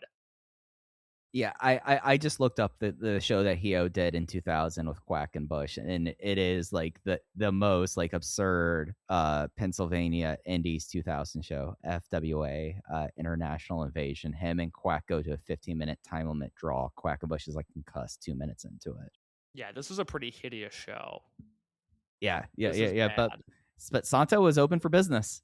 Santo was open for business. So again, I bring all of this up because I want to contextualize where Santo was at in 1996 when he gets to this tour. Oh, sure. I had a ton of Observer timeline notes because, quite honestly, and I was telling Mike this before, I wasn't sure how much time we were going to take up talking WAR and talking JWP and talking that 1019 show. I'm going to bypass a lot of the word for word stuff that Dave writes in the Observer and just sort of do cliff notes on Santo's 1995 into 1996. But I do want to make sure that we talk about this because Dave writes in the July 31st, 1995 Observer that it looks like Santo is getting ready to give his notice to AAA, not to jump directly to CMLL, but to work independently throughout Mexico, which once he leaves AAA, he is an independent wrestler through the end of his time. I mean, that's one of the many reasons that he eventually split from CMLL again in the 2000s was what his independent status was, and he was also very annoyed by a young man named Mystico, and that's a whole other conversation to have. But at this point in time, 93, 94, 95, like you said, Santo is the biggest draw in the company, minus Paraguayo, minus Conan, and maybe a 95 minus Octagon. But Santo's the guy, and Santo's also the best worker of the bunch. I talked about this when I was going through 1993 AAA footage, where it is noticeable when Santo is on a TV episode and when he's not. And it's a good promotion top to bottom, but man, does Santo kick things up a level before Ray is fully developed, before Fuerza really enters his mid 90s peak, before Psychosis is all the way there, before Eddie's all the way there. Like, Santo is so clearly the best worker on the roster in 1993, but he wants to be independent. And he also is feeling pressure from his family to split from AAA based on the Santo Negro lawsuit, which we talked about a little bit when we were recapping 1995 and getting into 1996. And there's some writing on that in the Open the Voice Gate channel of the Voices of Wrestling Discord if you want more on that. So in July, he gives his notice. He returns to CMLL on August 18th, 1995. And then in October of that year, Blue Panther and Fuerza Guerrera announced that they're leaving AAA and forming a new promotion called Promel in Mexico City. They are taking with them Frisbee, they're taking Vegas, they're taking Los Destructores, they're taking Juventud Guerrera, and also Santo, Canik, and Rey Mysterio are going to be there, along with Panono, who was the EMLL booker at the time, and Ricardo Reyes, who was the old AAA talent broker, who was fired a week before this at the end of September 1995. And they go, hey, we're running a new promotion. We are expected to link up with WWO, which was Rey Mysterio's group that was running the northernmost cities in Mexico. And also, we have a working agreement with CMLL. AAA, if you would like to have a working agreement, let us know. But we did just leave your promotion, and we are working with CMLL. So as you can imagine, AAA does not take kindly to this. But by this point, it's October of 1995. Santo's back in CMLL. He's one of the most pushed acts in CMLL. He's got a match with Negro Casas right around this time, but he also links up with Promel because he's an independent wrestler, and he wants to be able to work their shows when he can. What happens after this announcement is that Antonio Pena completely loses his mind. And so while this is happening, he and Paraguayo and Conan are also trying to meet with the officials from Televisa to restructure their deal. Dave writes here on October 30th, 1995, AAA was formed in 1992 by Antonio Pena with the backing of Televisa, but with the peso crash and the network's financial commitments having to be cut back, AAA was largely cut loose, with the network remaining about a 20% interest in the television show. And since last summer, AAA had steadily gone downhill in regard to losing talent because Pena was unable to run a profitable operation. So Pena and Paraguayo and Conan come in. They want to rework this deal, and it ends up on October 25th with a press conference where Televisa announces they are taking over the AAA promotion, which garnered tons of national publicity. At the press conference, it was announced as a 2-year deal, although AAA officials are claiming that the actual contract was a 5-year deal. And what this meant for AAA, at least what they wanted this to mean, was that they would take over all of the CML TV time, which does not happen. They would bar Blue Panther and Fuerza Guerrera from working anywhere on television, which does not happen. And that El Hijo del Santo would also be banned from Mexican television, which luckily does not happen. But there is this massive chasm that takes place here at the end of 1995 where had AAA gotten their way, one of the things they wanted was to bar CMLL from filming new matches for the rest of their television contract, and they wanted to make Television have CMLL only air old matches that didn't feature Blue Panther, Fuerza Guerrera, or El Hijo del Santo. None of that ends up happening. This is AAA shooting for the stars, and I don't want to say landing flat on their face, but they don't really get a lot of the demands that they end up asking for. So CMLL struggles through 1995. It's not a great year for the promotion. I certainly like more of the 1996 footage that I've seen from them. And at this point in time, Santo is back. It's, given the week, sometimes a healthy promotion, sometimes not. Again, the economy is still absolutely terrible at this point. But we jump to July of 1996, where Dave writes in The Observer, this is July 29th, 1996. The Promel promotion has yet to start on TV Azteca, but it should be forthcoming very soon. There is said to be a good chance that Telemundo in the United States, which has a strong relationship with TV Azteca, would air the Promel shows nationally provided with the production quality up to standards. Televisa, which broadcasts AAA and EMLL, has decided it won't air any of the matches with Fuerza Guerrera, Vampiro, and Blue Panther, who are top Promel stars, which is why Vampiro has pulled some bookings on what were supposed to be EMLL television taping shows.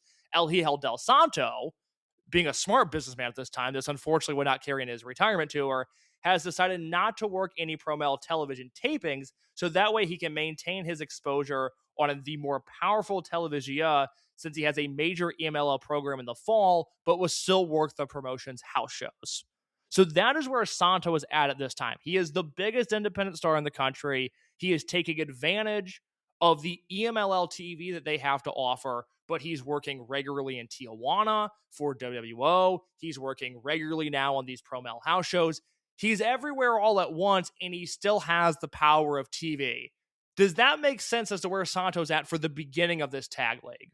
Oh, absolutely. And that lines up. I was not as familiar with Promo Azteca before you got into it, but it does line up, at least for me, like where my understanding was after he left AAA. Like he was, at least in 1996, he was still really able to, essentially, in a lot of ways, like we saw that after UWA fell apart, like how some of the independent stars or some people were able to maintain some structure of an independent career, even though AAA and then EMLL refilling kind of diminished that significantly at that time. In 1996, he's still Hijo del Santo. He's still able to really kind of push that around. That you only really saw 25 years later the tail off of that. In 96, for the most part, again, just to contextualize where we're at, a lot of the first half of the year, he's in a program with Felino. I love their chemistry. Their 1998 Monterrey match, which I've talked about a bunch on this show, is one of my favorite lucha matches, if not my favorite lucha match in history. He's doing a lot of straight wrestling over this Mexican national middleweight title with Felino. As the year goes on, he enters a short program with El Hijo del Gladiator. And then at the Anniversario show that year, which, by the way, Mike, I was talking to Rob Viper about this on Twitter. Think about how different things used to be. We do not have footage of the 1996 CMLL Anniversario show. That tracks, yeah. It is a widely panned show during a widely panned era of this promotion. Again, it's real hit and miss with the CMLL TV I've seen from 1996. Typically, when Santo's involved, it's good. Typically, when Santo's not involved, I'm not enjoying what I'm seeing. A pan show, a bad house. Second from the top on that show is Casas versus Santo in another singles match. And Dave does, this is where Dave's fastball, man, is sort of writing about lucha from 1993 to about 1997 or 1998. Dave's writing on this Anniversario show, the recap that he writes in The Observer during this period, is so good because he talks about this Casas versus Santo match and how the feedback that he was getting was that this has become like Flair in Greensboro, where Negro Casas is Flair. And it's no different than what happens with Mystico right now in Arena Mexico, where the real fans that are there are looking to antagonize Santo in the same way that now they're looking to antagonize Mystico. And they look at Negro Casas, specifically in this context in 1996, as the guy that never left and the homegrown star. That's our guy. Santo left for AAA. So specifically, their matches together in Arena Mexico have this really weird vibe to them where Casas is the face, Santo is the heel. Casas wins that match by DQ. Allegedly, Santo bleeds buckets in this match, but I've never seen it. I don't think anybody's ever seen it outside of those people that were in the building. That's just photos in the magazines and the show that happened in real time. So we don't have that. I say all of this because the Michinoku Pro Tag League starts on October 30th, 1996. It ends November 10th, 1996. Mike, without looking anything up, do you know what happens to Santo when he comes back from Mexico, comes back to Mexico from this tour? I don't off the top of my head. I don't. What happens? The finals to the Michinoku Pro Tag League is November 10th, 1996. The next match that Santo works, this is why I wanted to contextualize this so bad, because it's a really interesting moment in history, specifically Santo working this tour at this time. The next match he works after the Michinoku Pro Tag League is November 22nd, 1996 in Arena Mexico. And this is the match where Santo goes Rudo.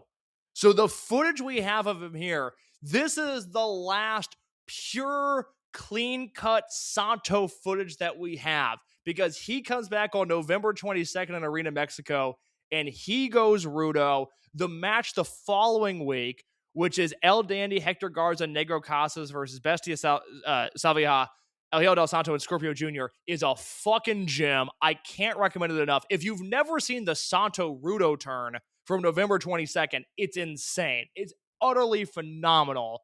And then they end the year with that three-way match, Santo, Negro Casas, and El Dandy in a mask versus hair match. So that is what immediately follows this tournament, which is just crazy to think. Yeah, and especially given what his kind of position is in this tournament, contextualizing that, like, he immediately would do his big heel turn and then kick off business here does kind of make sense with the way he was kind of working throughout this tournament. Absolutely. So that is a very long way of getting to this Michinoku Pro Tag League. But, Santo did not work a lot in Japan. This was a rarity for him, as a rarity to do a full tour. In his career, he only worked 75 matches in Japan, period, and a third of those were for Hamada's Universal. So between New Japan and Wrestle Yume Factory and Pro Wrestling Crusaders, the rest of his time was either CMLL Japan stuff or that last tour, which was done as a favor to Ultimo and as a favor to Nozawa. So we get this very specific sort of historical anomaly of Santo working the Michinoku Pro Tag League, which is an anomaly in the sense of Santo going back to Japan and working a full tour, but also because right after this begins his Rudo run, which is just outstanding stuff. Yep, absolutely. So let's get into this tag league. Sorry, I know that was long, but I want to get through that. No worries. So it is a 2-hour block of TV from Samurai. They kick off with the introduction of the tournament and a clips of 10:30. We're seeing Santo submit Sasuke, and it basically it shows all of the finishes and all of the Kai and Tai choking out and beating up Sekigun, and they basically push you through that first week of the tournament until essentially we get to see everyone's last two league matches in the finale. Like, they run this tournament over a period of essentially like 15 days. So it's every day for that too. So then it takes us into the first footage we have of the tournament is from Kuroshi on November 6th. It is Grand Hamada and Nahiro Hoshikawa versus Tiger Mask 4 in Grand Nanawa. We are indeed kicking off the tournament with this gem of a tag match. It's funny that you and I were talking about how Michinoku Pro is so hesitant to elevate new wrestlers, because we've got this Hamada Hoshikawa team, and I kind of felt like Hamada ate Hoshikawa's lunch in this match. Yeah, no, Hoshikawa I really liked in that sprint match, and we do get another Hoshikawa performance in here with this, but really you get to see Tiger Mask 4 versus Hamada, and especially for where Tiger Mask was in 1996. He takes a really bad bump to the outside and is essentially leaving Nanawa open for the two black type guys, and they just completely start trying to go for his arm. Hoshikawa can't get him with the arm breaker, so Hamada tags himself in and he gets him to immediately tap as soon as he applies to it. It's a good sign for Hoshikawa that he's in this tournament, but he is very much in this tournament to be the second guy in Hamada's tag team, and especially with the idea that right after this tournament, they'll be doing the 25th anniversary show for Hamada in his hometown. It's just very funny to me that in the limited Hoshikawa footage we have, for the most part, you and I are like, this guy's so good on the mat. Like, what an engaging chain wrestler he is. And then Hamada comes into this match. It has multiple sequences with Nanawa and Tiger Mask where I'm like, wow, look at the chain wrestler Grand Hamada is. This guy's sort of unbelievable. And it's just like, and Hoshikawa is there too. There's one sort of sloppy sequence with Hamada and Tiger Mask in this match, but it's very minimal in the grand scheme of things. I like how gritty this match was. I like how sort of rough around the edges this match was. This was a very fun match. And I will say up top, this is a 2-hour block of TV. I would recommend watching this thing all the way through. There is matches that are better than others. I have this at 3.5 stars. Same, actually. As a 2-hour block of TV, I think this is such an awesome portion of wrestling. And in comparison, if you're someone that doesn't really like the filler stuff that sometimes happens on the comp tapes and on Champ Forum, it's match after match after match after match. Like you get a very different presentation on Samurai than what we were getting on Gaiora. Yeah, because like we would be getting the block. We would get the chart up and going through everything, and they would go through all the scenarios. That was the interstitial stuff. It wasn't backstage. It was them going through the results here on this. The one thing I want to point out for Hoshikawa, now that he does this and it's kind of become one of his high spots, I pop for it every time. Case I love his swinging sleeper hold that he does. Mm-hmm. It is, and maybe this is 2026 eyes. It is something that I feel like that Ryohei Oiwa should be doing. And Hoshikawa looks a little bit like Oiwa, who does not eat a whole lot of carbs. Yeah, no, very much so. Yeah, there's not a lot of fattening up that's happening on the Michinoku shows, whereas Oiwa's getting that mass any way he can get it. Mm-hmm. Very much so. And the next match we have also from Kuroshi is a Kaintai Deluxe pairing of Togo and Teiho. It's worth noting that in the clips they did a big fake out thinking that it was going to be Togo and Shiryu as the teams, but it's actually Togo and Men's Teiho that was like shown on the footage of 1030. But this time against the defending Futari Tabi champions of Great Sasuke and Kato Kung Lee. And Sasuke gets essentially dragged by a rope and is completely taken out of the equation so Teiho can submit Kato Kung Lee to get points on the board for Kaintai Deluxe here, who are clearly leading the block at this point. I think this is the weakest match on the tape, but I also think this is worth watching because it shows what a goddamn great team Dick Togo and Men's Teo were. This is one of those sacrificial lamb Sasuke performances where he's just there to get his ass kicked. I really like Kato Kung Lee and Michinoku Pro. I do not think this is the best example of his work. This is Dick Togo and Men's Teo just being better wrestlers than most humans on Earth at this point.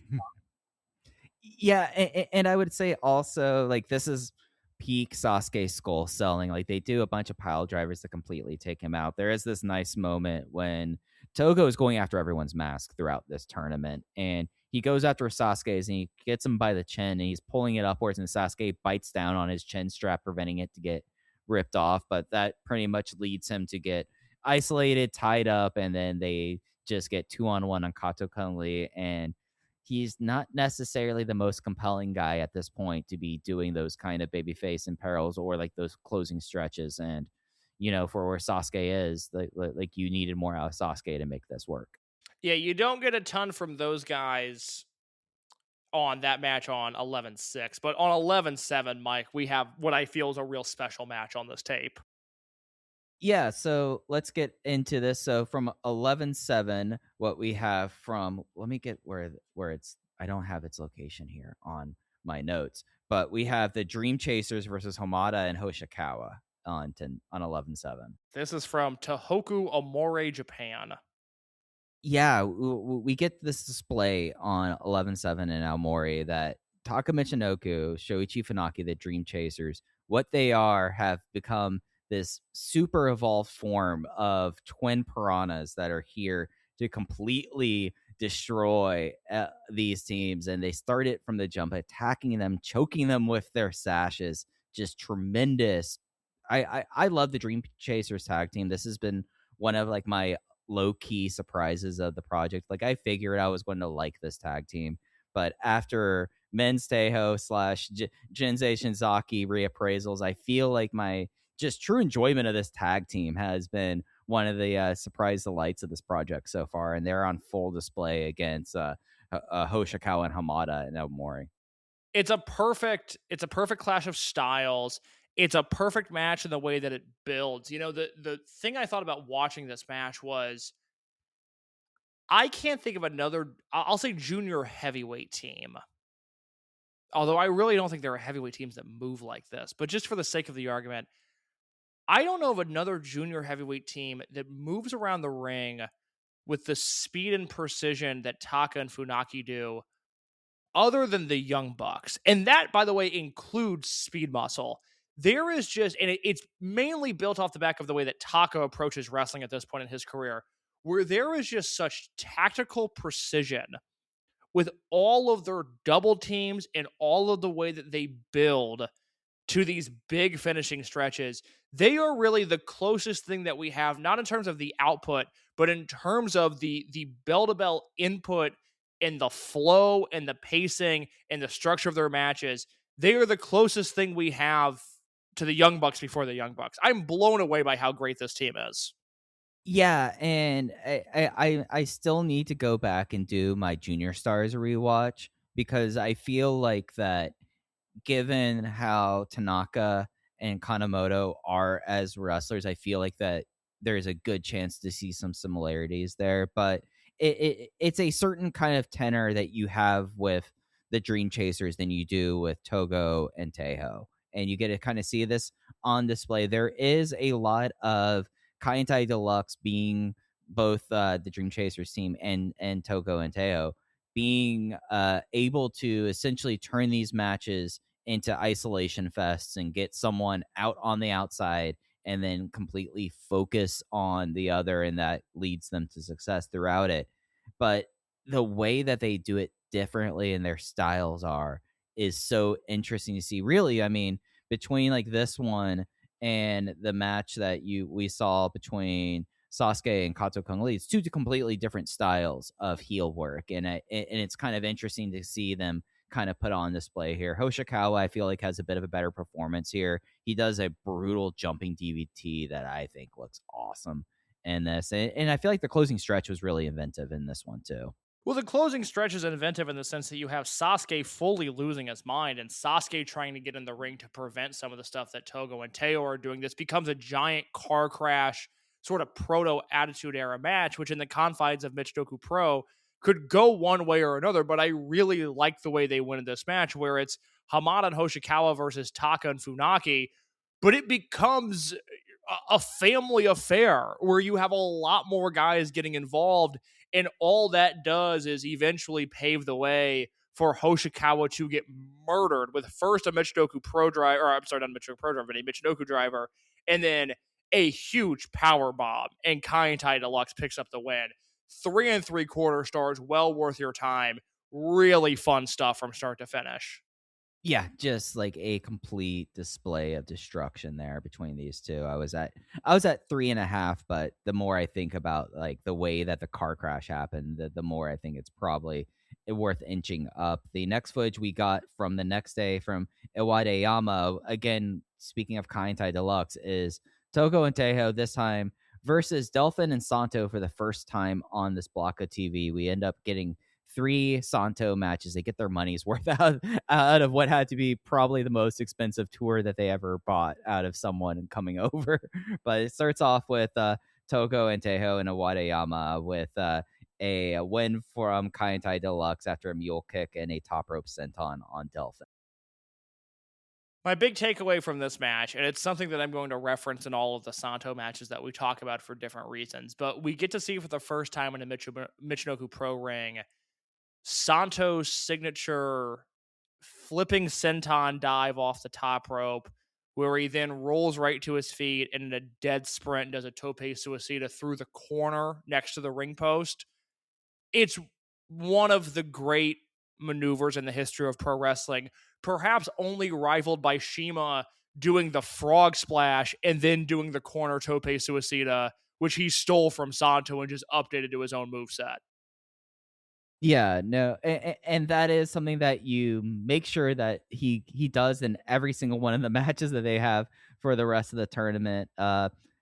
Delphin is acting as a face, but it's kind of I feel like at times his position in within Sekigun, not Dolphin Core Sekigun, he's still kind of the guy at his heart, but that he is at his heart. But with Santo in there still playing babyface, he ends up doing just a ton of babyface in peril throughout this tournament, and it kind of starts off here. But it's interesting because this is the first match that the babyfaces kind of go toe to toe with Kaientai Deluxe, at least in this TV block. And it makes sense that it's Santo who, whether you want to say that he's dragging Delphin along or Delphin, given his history in this promotion as sort of the 1B, if not outright number 2 of the promotion, it makes sense that they're positioned a little bit better than Hamada and Hoshikawa are. And it makes sense that they're positioned a little bit better than Kato Kung Lee in a post-skull fracture Great Sasuke are. So you're exactly right. On the surface, it's not the most exciting match. Again, I would have this at 3.25. But it's one, I just think it's cool to see Santo in a Michinoku Pro ring. And two, I think they're telling a story throughout this block of TV. And it kind of goes back to something that we've talked about a few different times in this series where, yes, it's great that we have every G1 match and that we get almost every El Numero Uno match. And ideally, we'd get every Rey de Parejas match for this year. And it's great that we get Kobe Sambo Hall shows in full and Osaka shows in full and Kyoto KBS Hall shows in full. There was at one point an art to putting together a block of Japanese wrestling on TV that where you could really string a narrative along in a hyper-focused way that is just gone now. That doesn't exist. We just get everything all at once live and we don't remember any of it.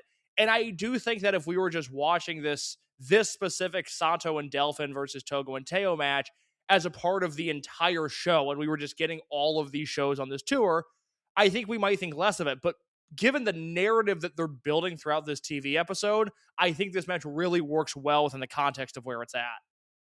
Yeah, and especially with what would happen over the series of the next 2 matches, I feel like that here it's kind of building up to what you would see in the match the next night as Delphin and Santo take on the Dream Chasers. The winners will go on to face Men's Tejo and Dick Togo. Dick Togo and Tejo basically walk all over and block play. They advance on after the match on the 8th. And it's interesting how they get their Santo worth, I feel like, especially out of this match. And in the same way, you have at the same time Delphin doing flare flops and kind of doing a more of his 1B kind of behavior, while Funaki is Shoichi Funaki is absolutely out of his mind on this day of November 9th, 1996. I don't know what he ate. I don't know if he had an extra cup of coffee, but he seemed to be like the person that like was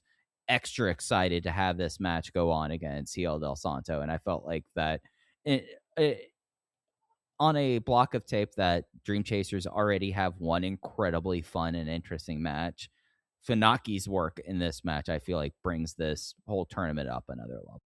Well, this is the first match, and this is in large part due to the work that Funaki does.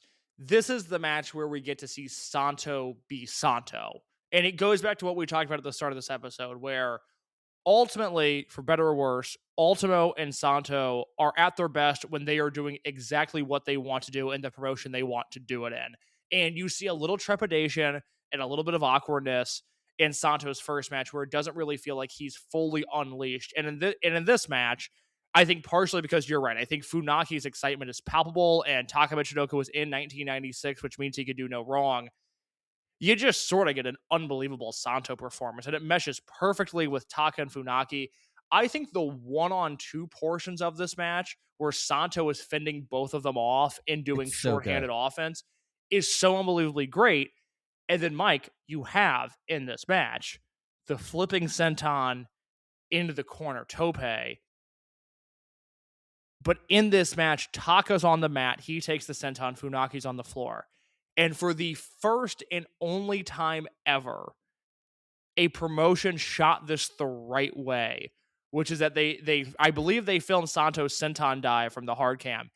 And then they cut to a camera behind Funaki as Santo does the quarter tope. And so Santo is, in a sense, diving into your living room on the tope.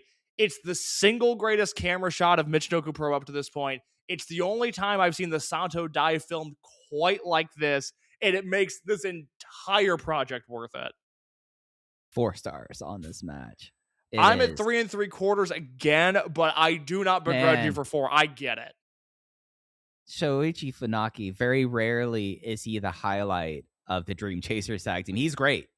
I have really enjoyed seeing Funaki go from being one of the pro wrestling Fujiwara Gumi guys to being incorporated in this roster. And it must grind like Nahiro Hoshikawa's gears back then to see like that kind of elevation from a guy on the outside coming right back into it. But it's usually the Taka show, and Funaki is there doing great double teams, and it's just a solid enough tag team. It's awesome. They're on here. They're on, and we talked about how all of these things happen so fastly after these days. It's worth noting that this block of TV is across 5 consecutive nights. So this is 2 days after the match that they had against Hoshikawa and Hamada, and this is the night after Santo and Delphin faced Togo and Tejo. Santo and Delphin advance on to the tournament finals after a real wild cabrada that led to the camel clutch. Really great stuff there. And then we had the finals for the 1996 Futari Tabi Tag Team Tournament. Men's Tejo and Dick Togo of Kaintai Deluxe versus Super Delphin and El Hijo del Santo from Fukushima. This is my favorite match of the taping. I think what I like about this most is, the first time these two guys have the match, the heels jump the baby faces during their entrance. It starts hot. It's a jumpstart match. It never really finds a flow, but I also think that was somewhat intentional. Like, there's just an air of chaos that surrounds that match from start to finish. When you go to the tournament finals, it's a totally different vibe. The pacing is totally different. The match feels huge. And this is one of those, and I did not expect to say this as much as we did at the start of this project. This is one of those outstanding men's Teo performances, Mike. Yeah, Teo really is in the right place at the right time throughout this match. The big heat that they put on Santo and really getting Santo into kind of the way that they would do their kind of matches, much more so than I feel like we saw in that first one. It just kicked it to a new kind of level with it. And the rope drape DDT, just the heat leading up to Santos, the senton and dive, and the way that they work that was just it took it to a new level in this that I thought that they completely kind of mastered, at least that style of a tag match sequence. And Delphin, I mean, we always are kind of up and down on Delphin. He takes such a beating in the closing stretch in this match, and he goes over the top in a way that I feel like we haven't seen since the original series of Sato matches. And I would argue that this is probably one of his best performances since the match against Liger, maybe? Oh God, yeah. I mean, everybody pulls their weight in this match. I think it's absolutely phenomenal.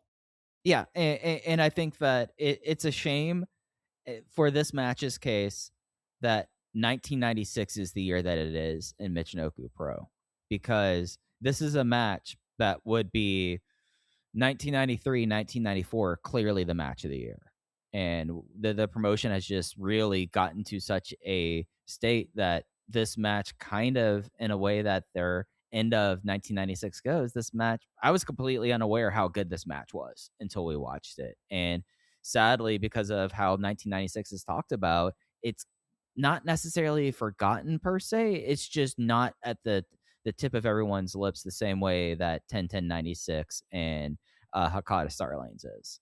Yeah, it's not a trios match. It's not a Sasuke match. And, I would say if you're somebody who came up either in my generation or before me that was relying on a lot of what Ditch had on his website to study Japanese wrestling, very few luchadors ever on that site. So none of the Santos stuff was up there. None of that Hamada's Universal stuff was up there. So you have a few different things going where, again, the whole reason we're doing this is that Michinoku Pro is largely defined by March through December of 1996, with the sole idea being Kai and Tai versus Sekigun.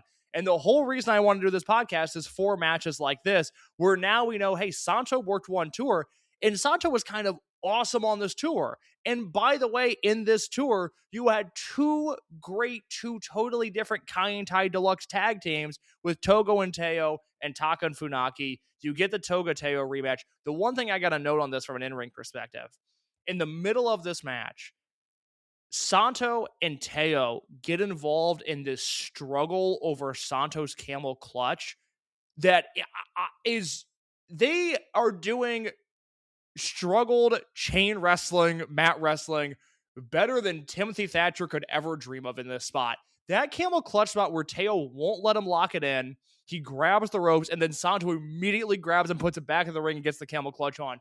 I thought was the highlight of a match with many, many great moments. That, to me, best thing in this match. I love this 4 stars. Yep, I was 4 on this as well. Such a strong way to finish off this tag team tournament. And, there was kind of no doubt that Men's Tejo and Dick Togo were 2 of the top men in the promotion. But in a promotion without real titles, it is fitting that they win the one kind of tournament to close out the year. Like, Dick Togo should be winning these tournaments like this. And they win in incredibly convincing fashion. The finish is the miracle ecstasy bomb into the top rope senton. Kind of the first time that you actually get to see them unload the full clip. That's what it takes to put Delphin down at the end. Really well done from start to finish. A really enjoyable 2-hour block of TV. I'm glad we have the Samurai TV footage now. And I'm really glad that we have Santo and Michinoku Pro. I think it's a very fun historical anecdote. Yeah, and I kind of came into this like not expecting Santo to necessarily go the distance or like put in the full shift, and I was incredibly pleased to be wrong about that. I thought that he really added something to it, and I mean, in a tournament that could not be about Sasuke, they found a really compelling way to make it work. They did. So that is the Michinoku Pro 1996 Tag Team Tournament. Again, the finals I thought were outstanding. I think that whole block of TV is really great. Mike, do we have time quickly to discuss the last match on our run sheet? We're going to go to FMW here really quick. We'll make a pit stop on FMW in the next episode too. This is the much anticipated Hayabusa versus Taka Michinoku match from FMW. The date on this is just after the tag team tournament ends. It is November 16th, 1996. There is no big angle. There is no timeline stuff we need to dive into. Taka at this point is working a lot of FMW. He's pushing FMW. And in 1996, Taka versus Hayabusa feels like a massive match. I will say, I feel like this match illuminated why I don't like Hayabusa that much. I think Taka is otherworldly and just about everything he does in an FMW ring in the confines of this match. I think Hayabusa is spotty. I think he's inconsistent. I don't really think he's that engaging move to move. And As a result, I find this to be a relatively disappointing dream match. I think it's just so slow until they go and do Hayabusa spots. Mm-hmm. Like, especially for how Taka Michinoku is in 1996. I think it kind of shows where he is, you know? I mean, Hayabusa is someone that I feel like requires a certain kind of opponent. I think Taka might be IJA champion at this point. He is so he's doing a lot of FMW as you said, but it just I don't know. Like it turns into like a big crash and burn. You got a little bit of Taka's prick side towards it, but it just felt like it was kind of in service of having the quote unquote dream match that the local guy goes over. And I'll say the closing stretch, he made sure that all of Hayabusa's stuff looked great, and the Falcon Arrow looked devastating towards the end, but it just not where what I went out of Taka Michinoku in 1996, to be honest, Case. No, I think it's just a clear step down in talent compared to Hamada and Sasuke and Nanawa and Santo and arguably even Hoshikawa at this point in time. I just don't think Hayabusa's on their level in 1996, and I think his work gets exposed pretty badly when he's asked to work a straight match against a guy like Taka. I will say, just on a note of, hey, I watch a lot of wrestling, a lot of it looks the same. What are the things that speak to me? There is a spot in this match where Hayabusa hits a Frankensteiner, and if you watch, it's towards the end of the match. If you watch Taka's body, they're setting up a big Hayabusa dive to the floor. Taka takes this Frankensteiner, rolls through it as you do, and all in one motion is able to continue his roll and sort of fling himself over the bottom rope and onto the floor to get set up in time for the Hayabusa dive. The fluidity of that, the athleticism of that, the way that all of that just makes sense in my mind, to where it's like, okay, Taka's going to bail out of the ring. Hayabusa sees him bail out of the ring. He's going to now hit a big no-touch tope. That to me is gorgeous pro wrestling. And that is built off of really Taka just providing such an amazing bump there and then feeding into that Hayabusa dive. And I just want to be sure to mention that. That's a blip on the radar in this match. They do a ton of big spots. There's a Michinoku driver in this match where Taka just destroys Hayabusa. It looks so great. All of Taka's offense in this match looks so great. But him, just the magic to me of him taking that Frankensteiner and all in one motion, then throwing himself over the bottom rope and getting onto the floor and in position to take that dive, to me is just the magic of pro wrestling that I'll never be able to fully understand. Yeah, no, yeah. There were moments here. It just was. I hate to come off like a hater, but like Hayabusa is just not that guy for me, and I think that might be the generational difference between like me being someone born in '86 and coming into wrestling when I did versus someone who would have seen him at a older age and saw him in the moment. Yeah, no, I don't get it. I'm not a Hall of Fame voter for him. I don't think I'll ever be. And as an in-ring guy, I just think so many times he just leaves so much to be desired. No, I hear you for it, but that's going to do it for this edition of Those Days. We're getting towards the end of 1996. Case, what are we going to talk about in episode 19? Episode 19 of Those Days, we will put a bow on 1996, like you said. And much like this episode, we are going to go to some strange places. We will check back in on FMW as they promote a Hayabusa versus Great Sasuke singles match. We will also once again revisit the world of Antonio Inoki, the Japanese Antonio Inoki Peace Festival, which coincides with the launch of Samurai TV in Japan. Michinoku Pro will show up on a show that they very much do not fit in on.